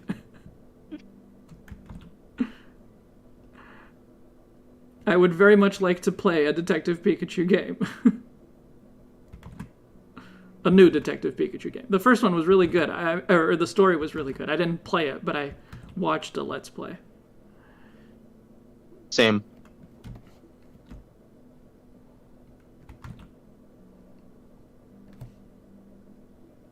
I watched a Let's Play in preparation for the movie. And I probably shouldn't have done that because I was more disappointed for the movie. See, I watched the Let's Play after watching the movie. Ah.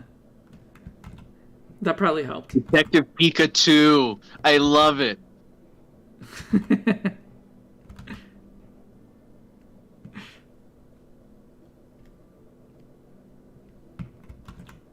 Electric Boogaloo?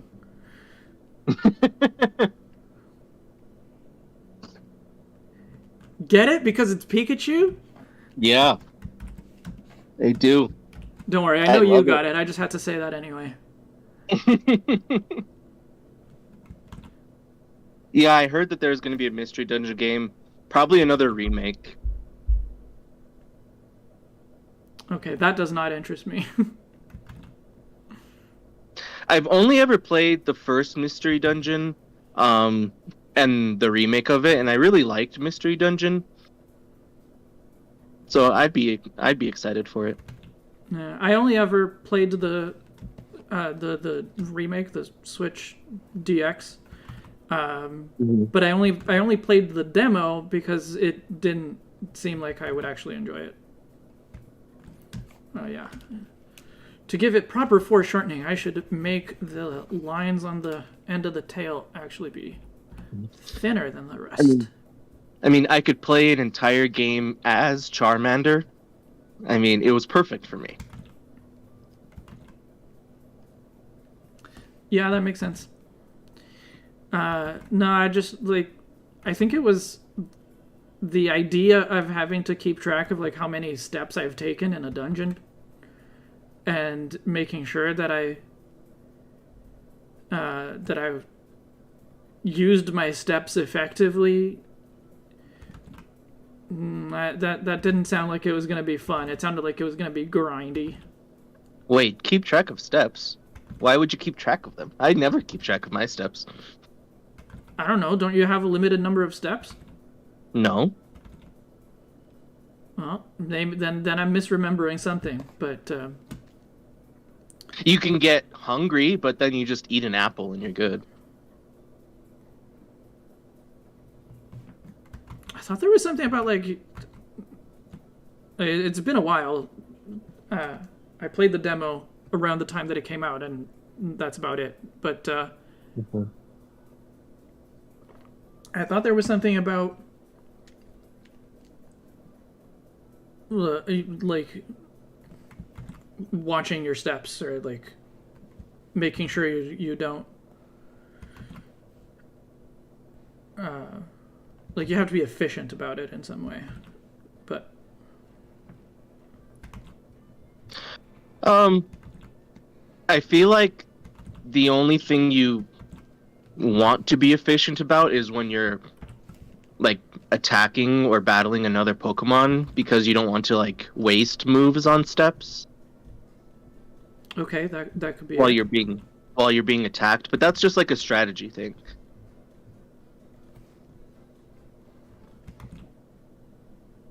I don't know. There was something about it that made me not be very excited for the gameplay, and so I didn't continue.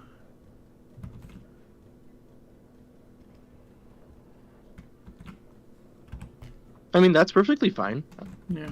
You can be wrong. Oh, I know I can be wrong, but I'm pretty sure that was not the case.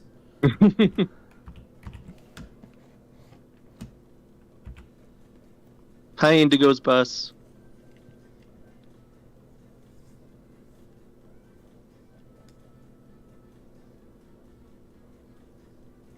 Where did Indigo say something about bus?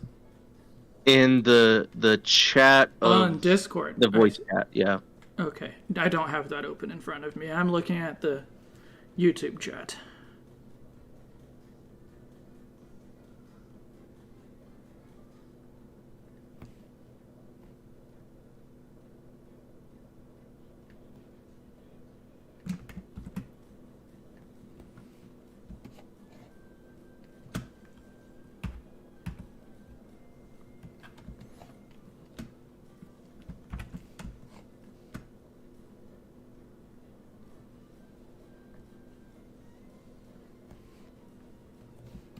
Attack Kecleon.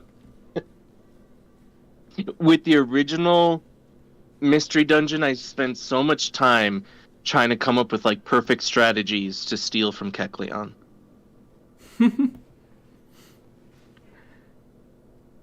I take it that was not a good strategy, or not a good choice. It's kind of like attacking the chickens in In Zelda, from what I hear. So it's not the best in terms of like strategy or like doing well in the game, but it's definitely an experience you need to have. Yes. Okay. I've never attacked a chicken in Zelda because I've barely played any Zelda, but I hear it's a good time. I certainly had a good time.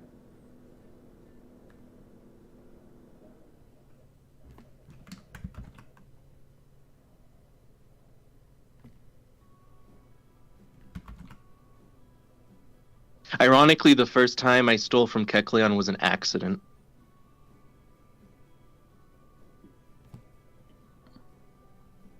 How do you steal by accident? Because like, so Kecleon, if you see Kecleon in a dungeon, he has a carpet with like items on it. Okay. And if you step out of the carpet and you have picked up any of his items, he asks you to pay for it. But like, if you click B, it like automatically goes to like no, and then you're stealing from him. Okay. So I like accidentally clicked B on something because I was like, oh no, I don't actually want to buy anything. I want to undo this. Right. Right. and then I start getting attacked.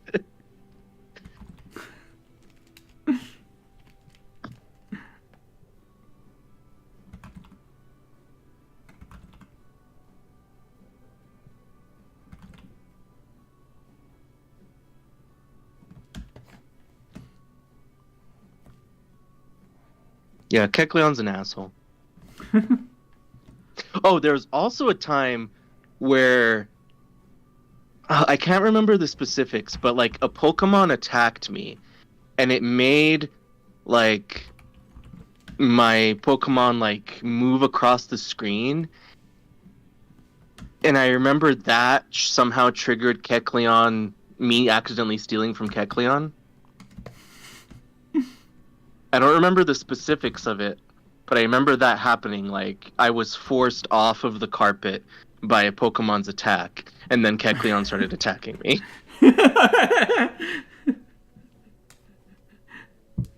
How dare you get pushed away from me? Yeah, Kecleon's an asshole. All right, this looks pretty good, doesn't it? It does.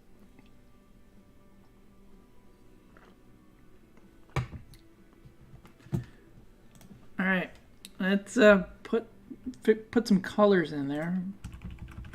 I probably will keep generally Baxcalibur's colors.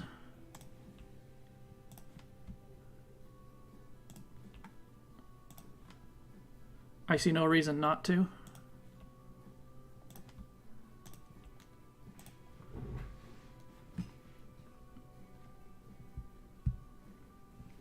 Yeah. Are you going to keep the red? Yeah.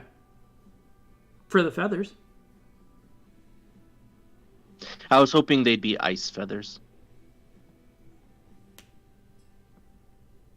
But I guess they could be bloody ice feathers.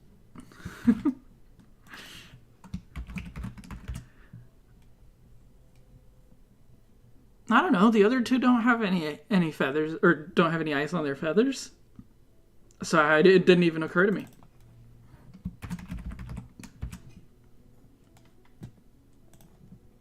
I'm also glad that you changed Baxcalibur's eye. Yeah? Yeah. It's no longer the spirally thing. Is that a spirally thing? Zoom in on it, yeah.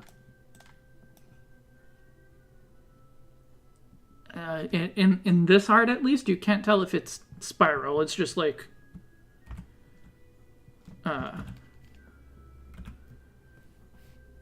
it's just lines. It's just like this. So if they connect, I can't tell. Oh yeah, true. They might not be spirals. But still, I don't like the concentric circles and the fact that they're all the same color. Yeah, no, that's fair. So.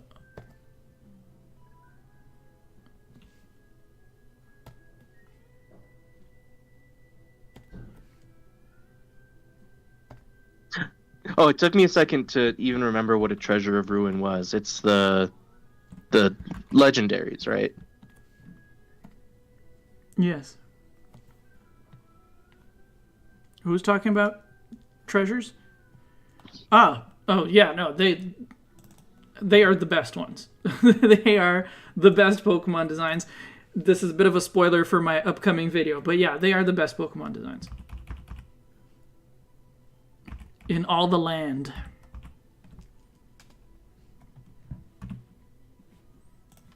I think accidentally coming across the snail one was one of my favorite parts of the game.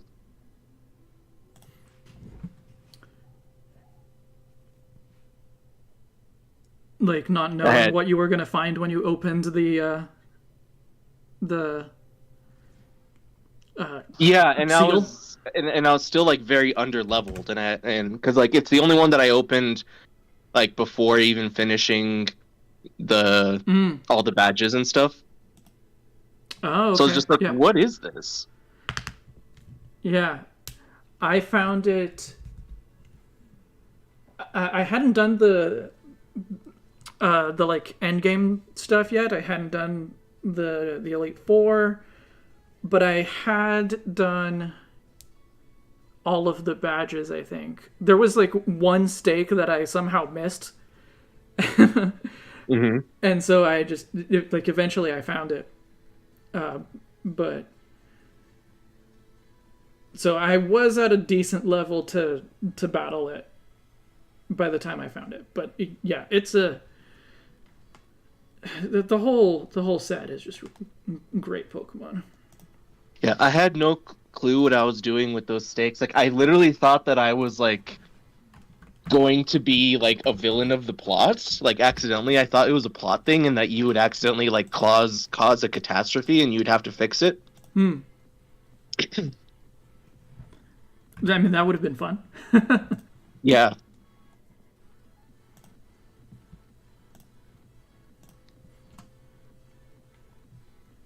But like usual with the legendaries, I was a little underwhelmed that you can just battle and catch them, and then their lore means nothing after that. Yeah. I do appreciate that you get to learn about them, like, in a fair bit of detail in class, and then you find them, or, well, I guess you might find them before you do the class, but the lore is all there for you to find. But it's also not, like, in your face. Mm-hmm. But I think, like, their lore is pretty interesting, but most of all, I just love their designs. So well done. Yeah. I agree.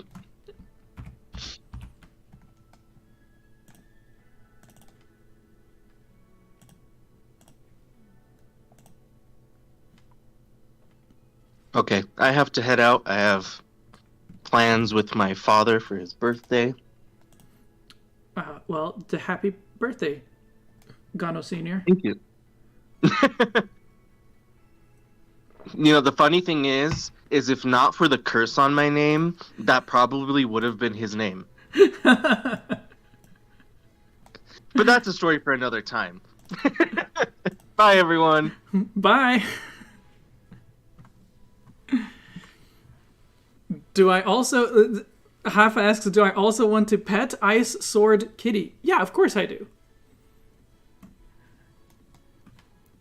How could I not?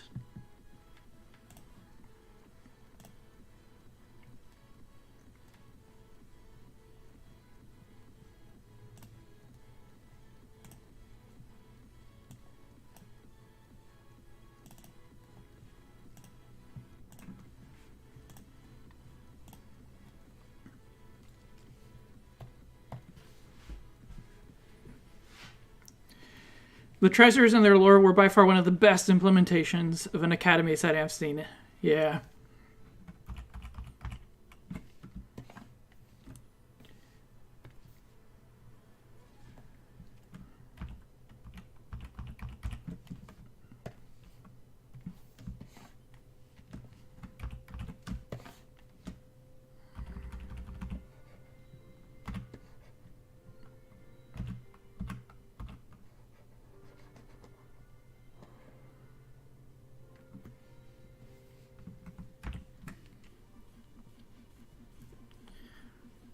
I am very happy with how this is turning out. I gotta do I guess I'll color the tongue red. But other than that, I think all I've got to do is just kind of draw some references of where, like, the patterns are going to go. Specifically, I'm going to do the base of the feathers a little bit lighter on all three of them. And then there's the shape of the head being a little darker as well for the translucent ice effect. And then shading.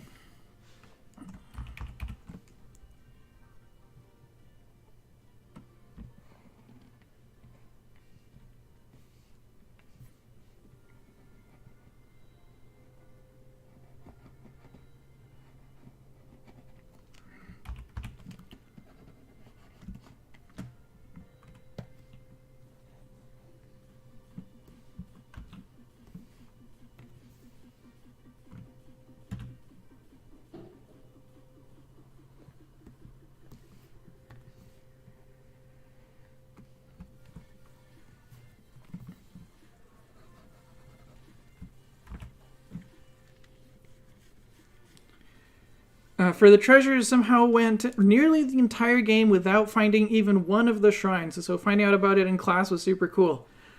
Oh, you didn't even see the shrine. Yeah. I definitely found the Wuqian shrine really early on. Because you can find that shrine before you even get to Mesagosa. So I found it at that time. And then like didn't know what didn't know what to do with it.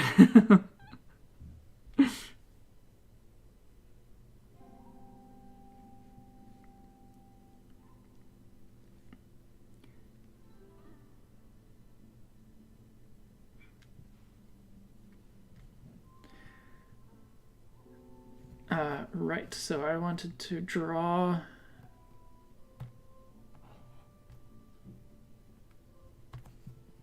a reference for some of these patterns. Actually, I think I only need to line the head here just as a reference of the shape. Because the base of the feathers is pretty easy for me to do.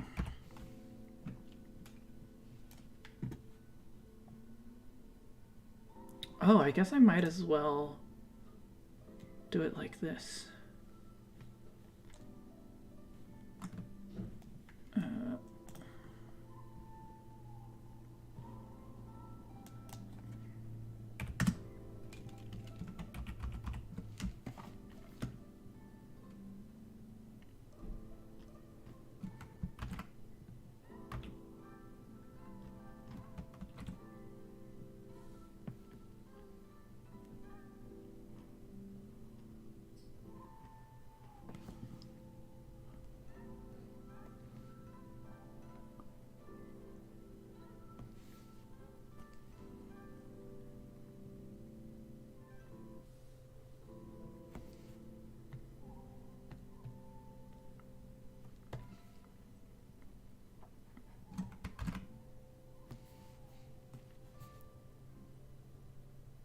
Oh, right. Oops.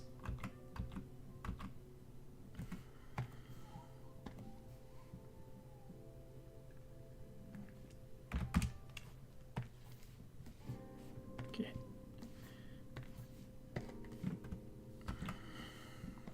I just did it in a way that is going to make it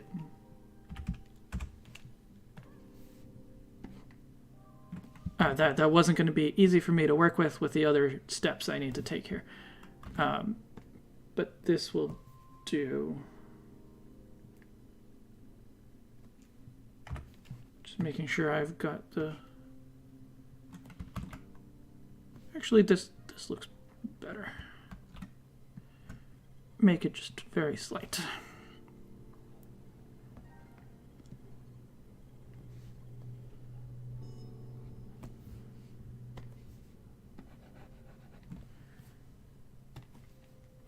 I keep turning off the wrong layer.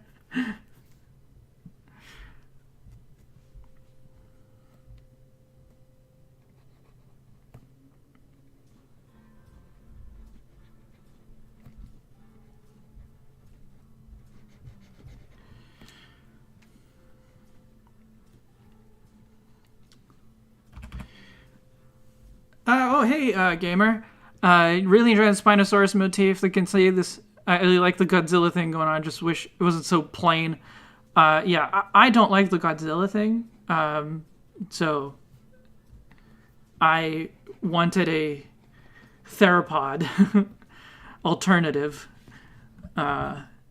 It's got a bit of Spinosaurus. It's got a bit of other of raptors.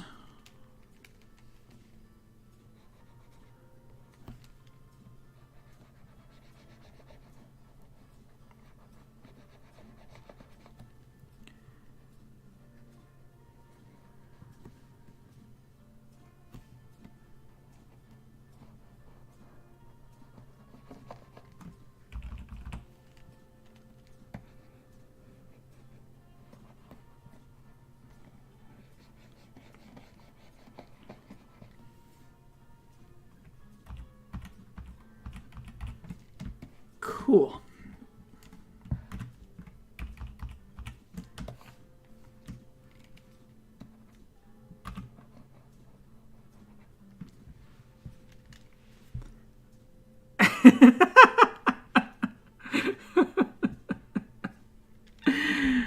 Thanks, Gano. That's exactly what I was going for all along.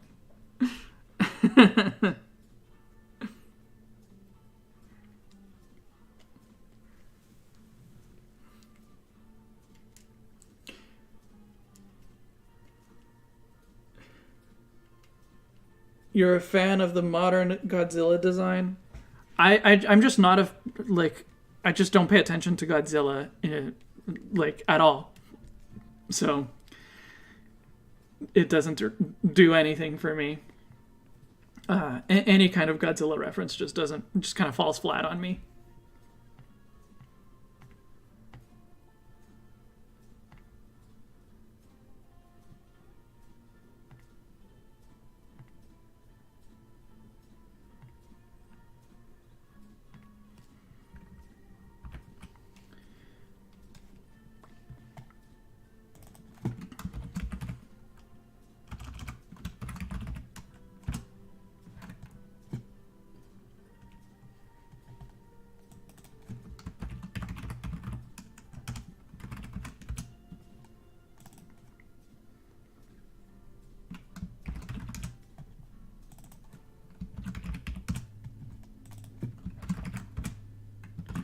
Let's make sure I save before it crashes. Gen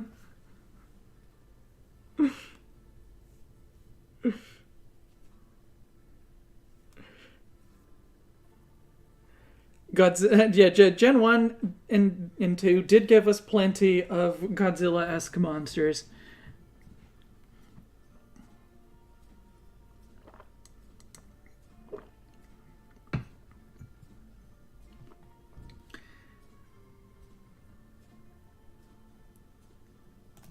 Alright, how do I want to shade this?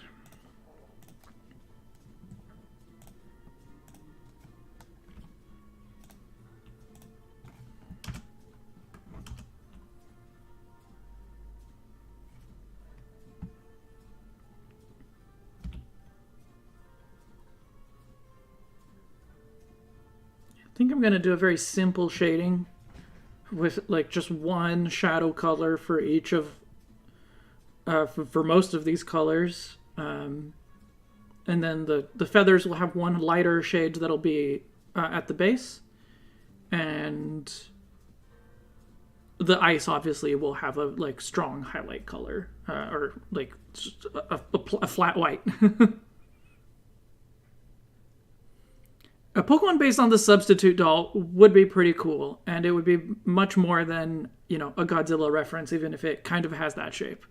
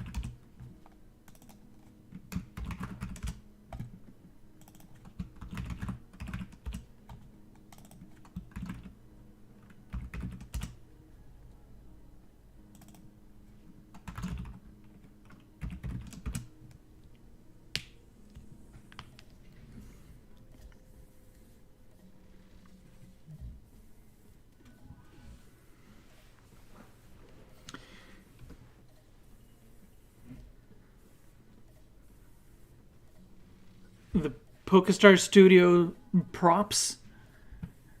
Would be interesting to see some of those. I don't know them super well, but how similar is the Tyranitar one to Iron Thorns?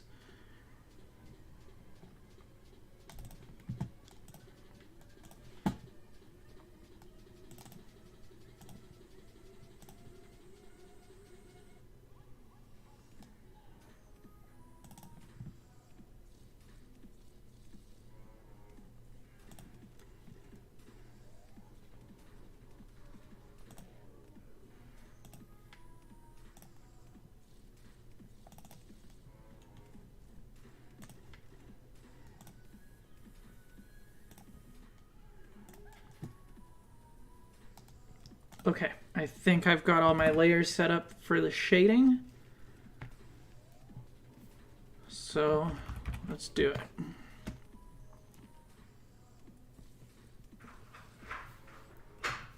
Oh, Indigo is home. Hi, honey.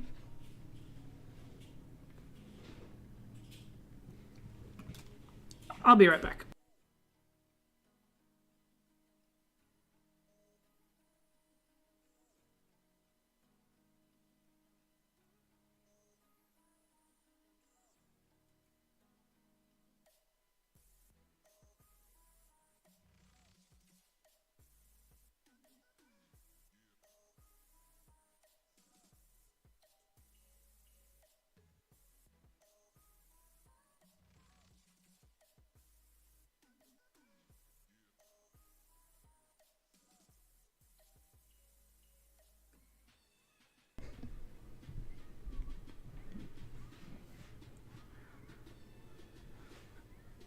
So very similar general design, but very different details. Okay.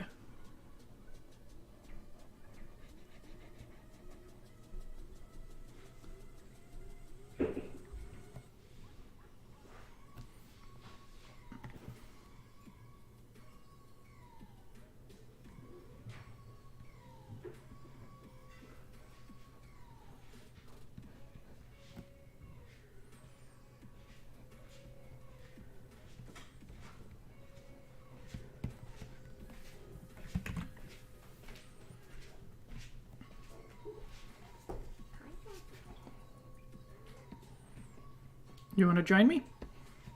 Oh, I'm just ignoring. I know. I'm asking if you want to join me. No, I'm good. Okay. I'm pretty close to finishing at this point anyway. So. Hello, people.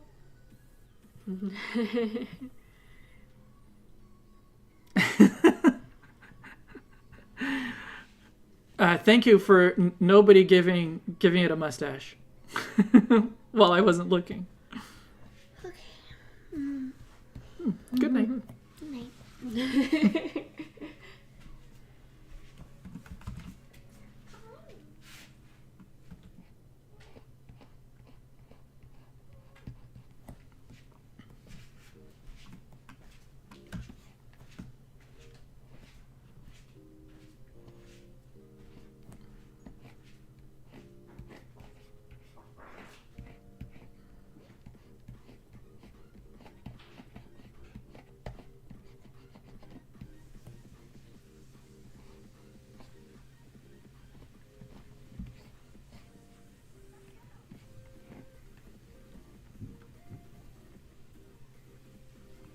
The mustache is a good idea. I guess it would give it a kind of evil villain, Dick Dastardly kind of look. Not quite what I'm going for.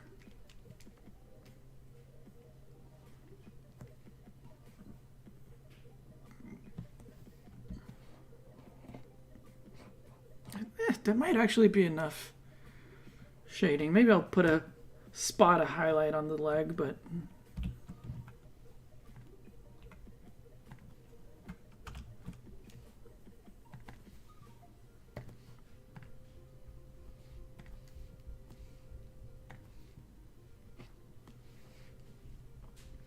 I don't know if I need to put any dark shadows on there.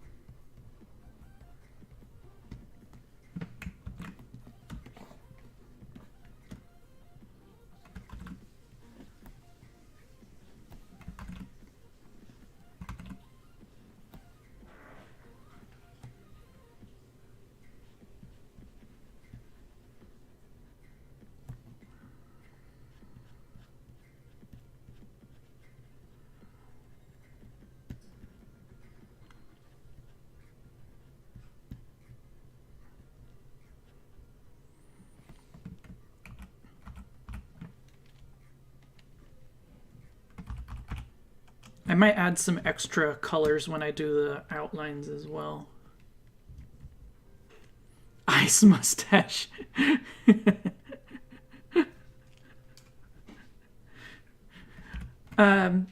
You can put that in your fan art. How about that?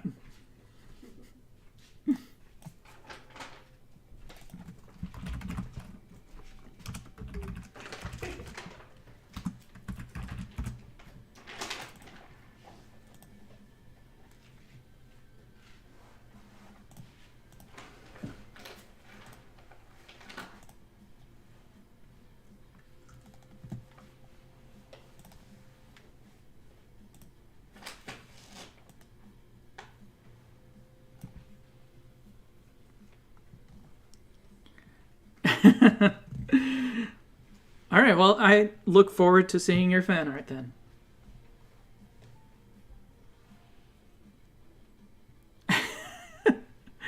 Wouldn't that mean that the whole head is hair if the mustache is also ice? Well, that's up to your that's up to your interpretation, your fan art. I guess you do with it as you please.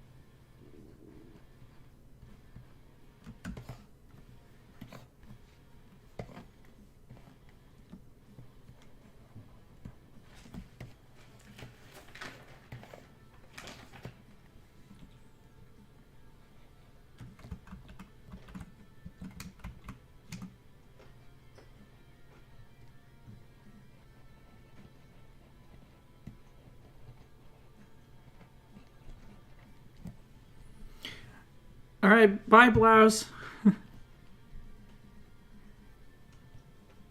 And Baxcalibur could use a dark stripe going along his sides. Just as a pattern thing.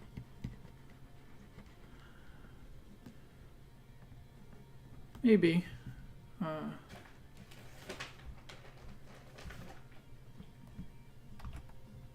Okay. This shadow color is a bit too dark, I think. Even though I like reusing the colors from the body, I think in this case it's a bit too dark.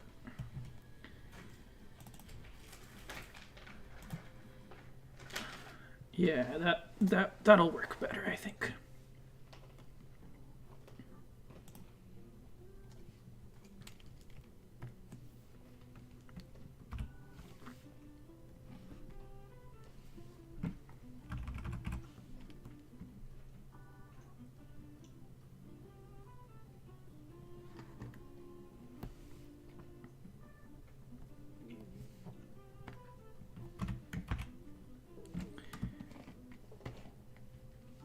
The example you can think of is from Jurassic World. Not exactly the most reputable source on dinosaur anatomy.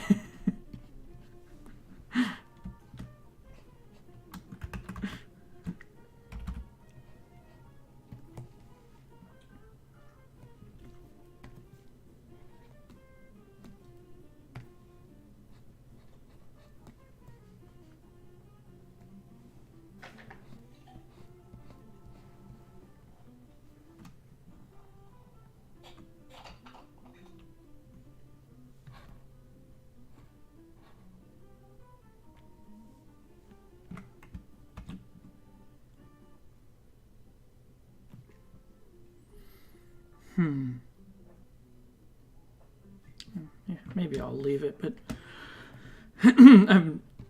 because of the way that I did the kind of transparency for the ice, the highlights are also a little transparent, and that is not how I intended it, of course.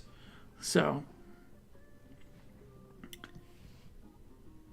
maybe I can just use it, put it on a different layer.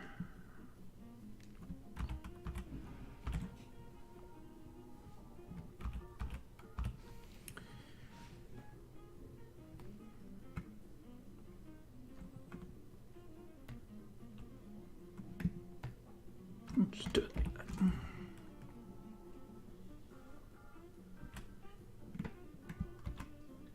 No, okay.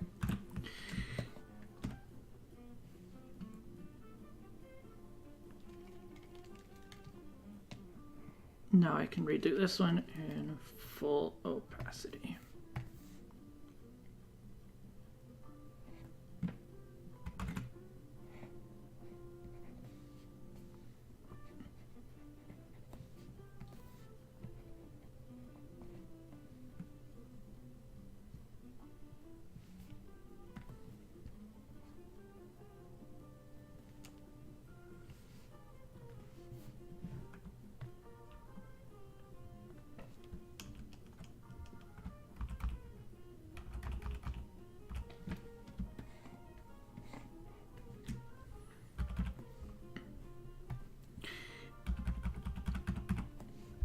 Yes, in case it wasn't obvious before, for those who weren't here when I explicitly discussed it earlier, the ice is, or the ice mask is meant to look semi-transparent, so it's got more of a traditional raptor head shape under the mask, but the mask gives it more like a Spinosaurus look. So in a way, this is like a raptor cosplaying as a Spinosaurus.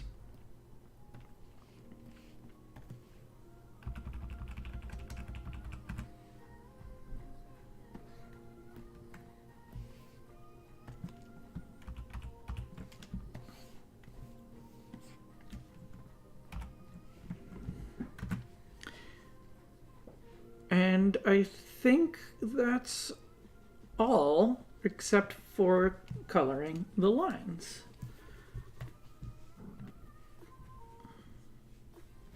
If you spot anything that that I missed, that I need to shade differently or whatever, let me know. But I think I'm good. Hello, Marco. I'm very close to the end here, but welcome.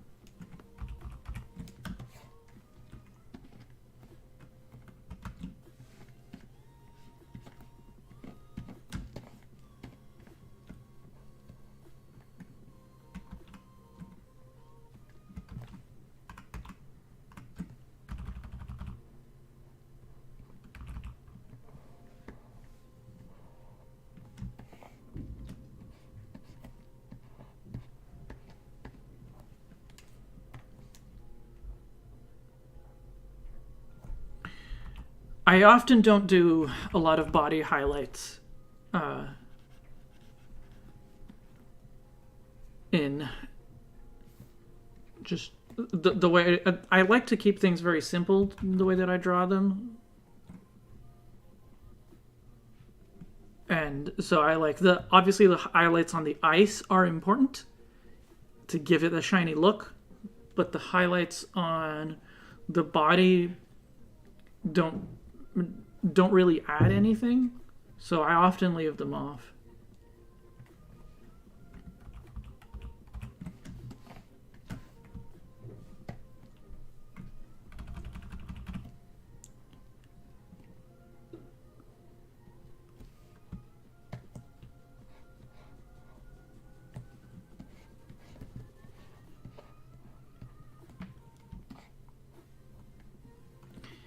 Oh no, I'm not. So I'm not doing this in the official art style, obviously.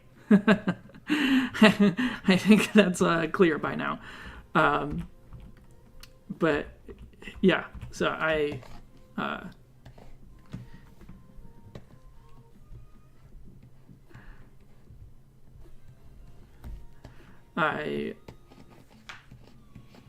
take a lot of, my style takes a lot of inspiration from Gen 2 sprites. And I can't always do it, you know, the ideal way with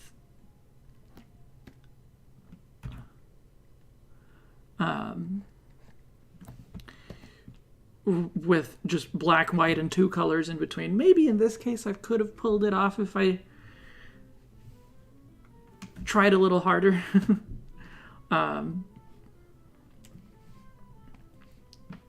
But no need for full shading.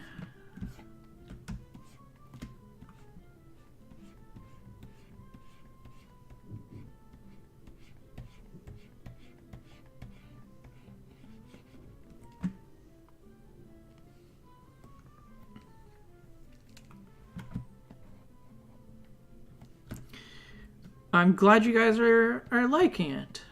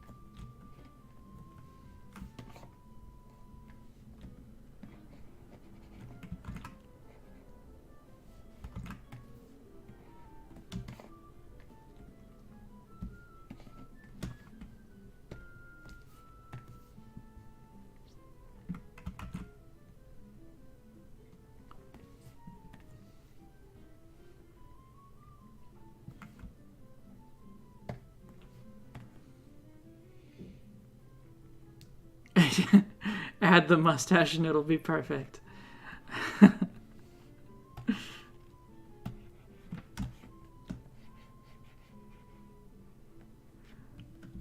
I mean, you don't have to wait. You already know what it's gonna look like. So I think if you're gonna do some fan art and add the mustache, you might as well get started now. You don't have to wait for me to finish.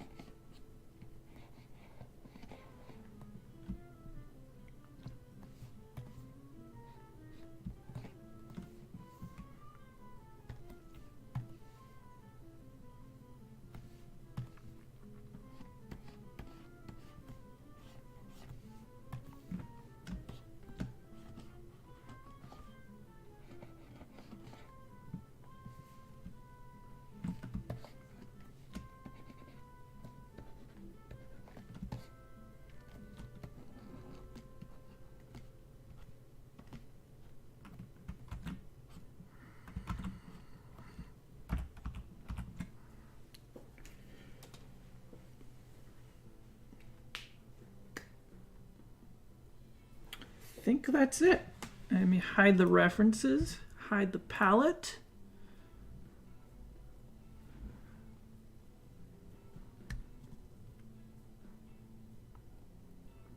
I can maybe like shade the eye a little bit. Probably don't need to, other than the kind of eye shine that's already there, but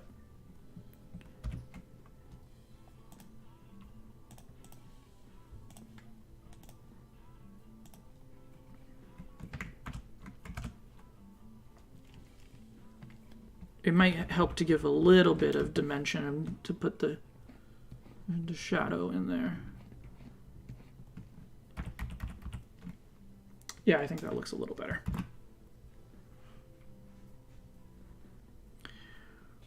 What is the trick in coloring ice? I wouldn't really say there is a trick, but like, and it obviously, like, it depends on what style you're going for overall. But I like doing these kind of long bands. Obviously, if it's a very flat looking thing, it works well. But yeah, these like long flat bands of white, and you definitely want to have good, like, your highlights need to be quite bright so that it really gives the sense of being shiny.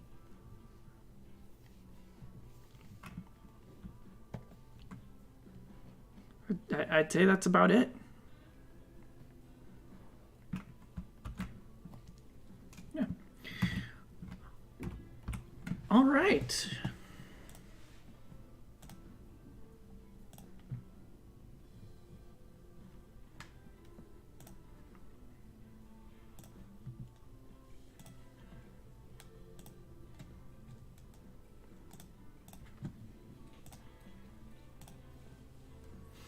And now with a paper texture.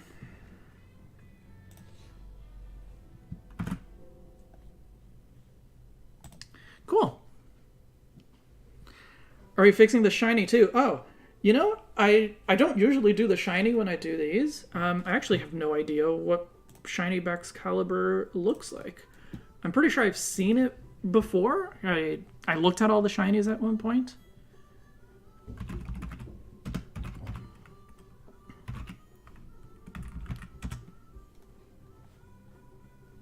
Oh.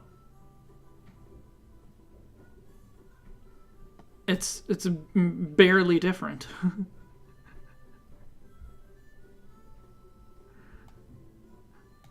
I see why you were suggesting it.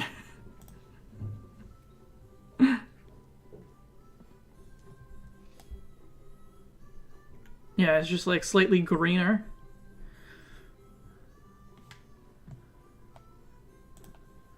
All right, sure.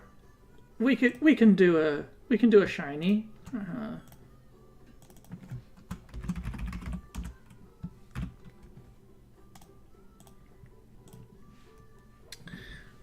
I'm just gonna put an adjustment layer on top, just to kind of get some ideas for colors.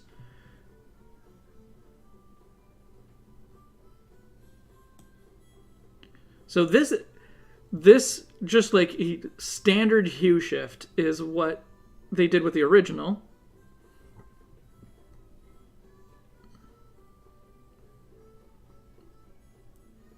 With the official shiny, I mean. I think it would probably be a good idea to keep the ice more or less the same color. We can like shift it a little bit, but I think it would be a good idea to keep it more or less the same color. This is not bad, actually.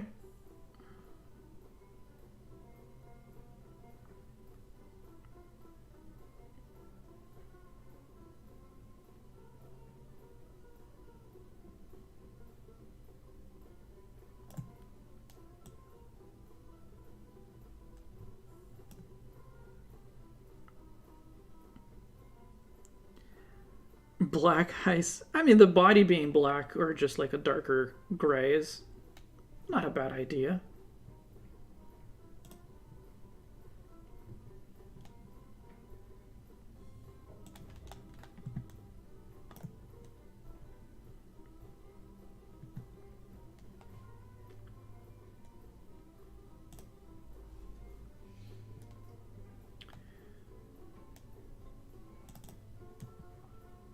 So I'm going to start with this, just making the body, no, not yet, no, not greener.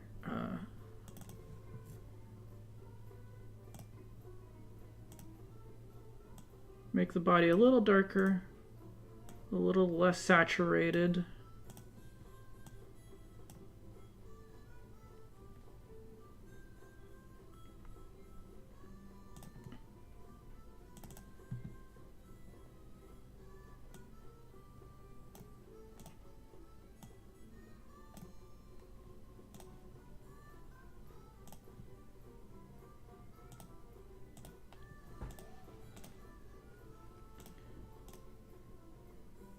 maybe a little bit darker still even.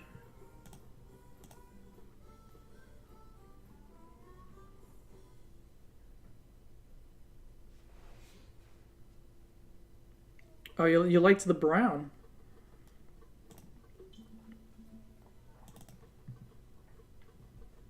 Let me...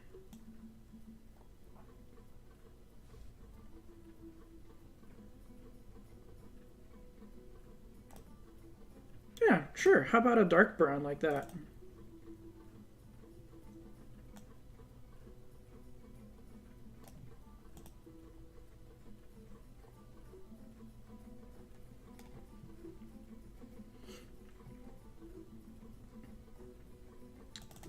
The feathers then...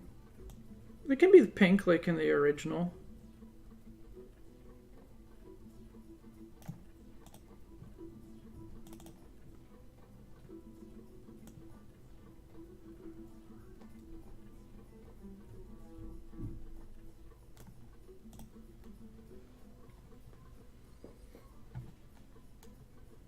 I mean, like, even just this, I think, is pretty solid for a shiny.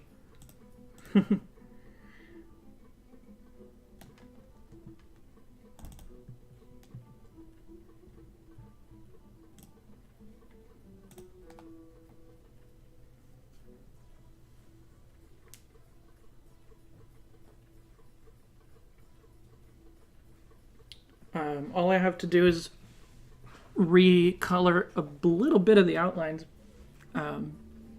Actually, maybe just on the leg and the feathers.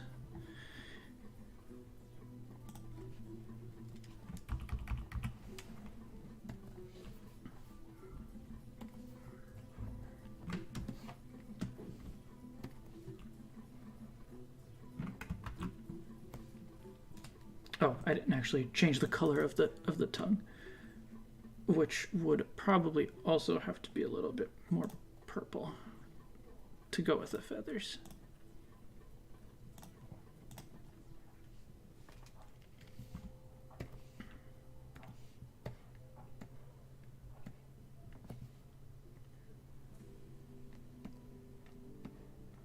Yeah, has that.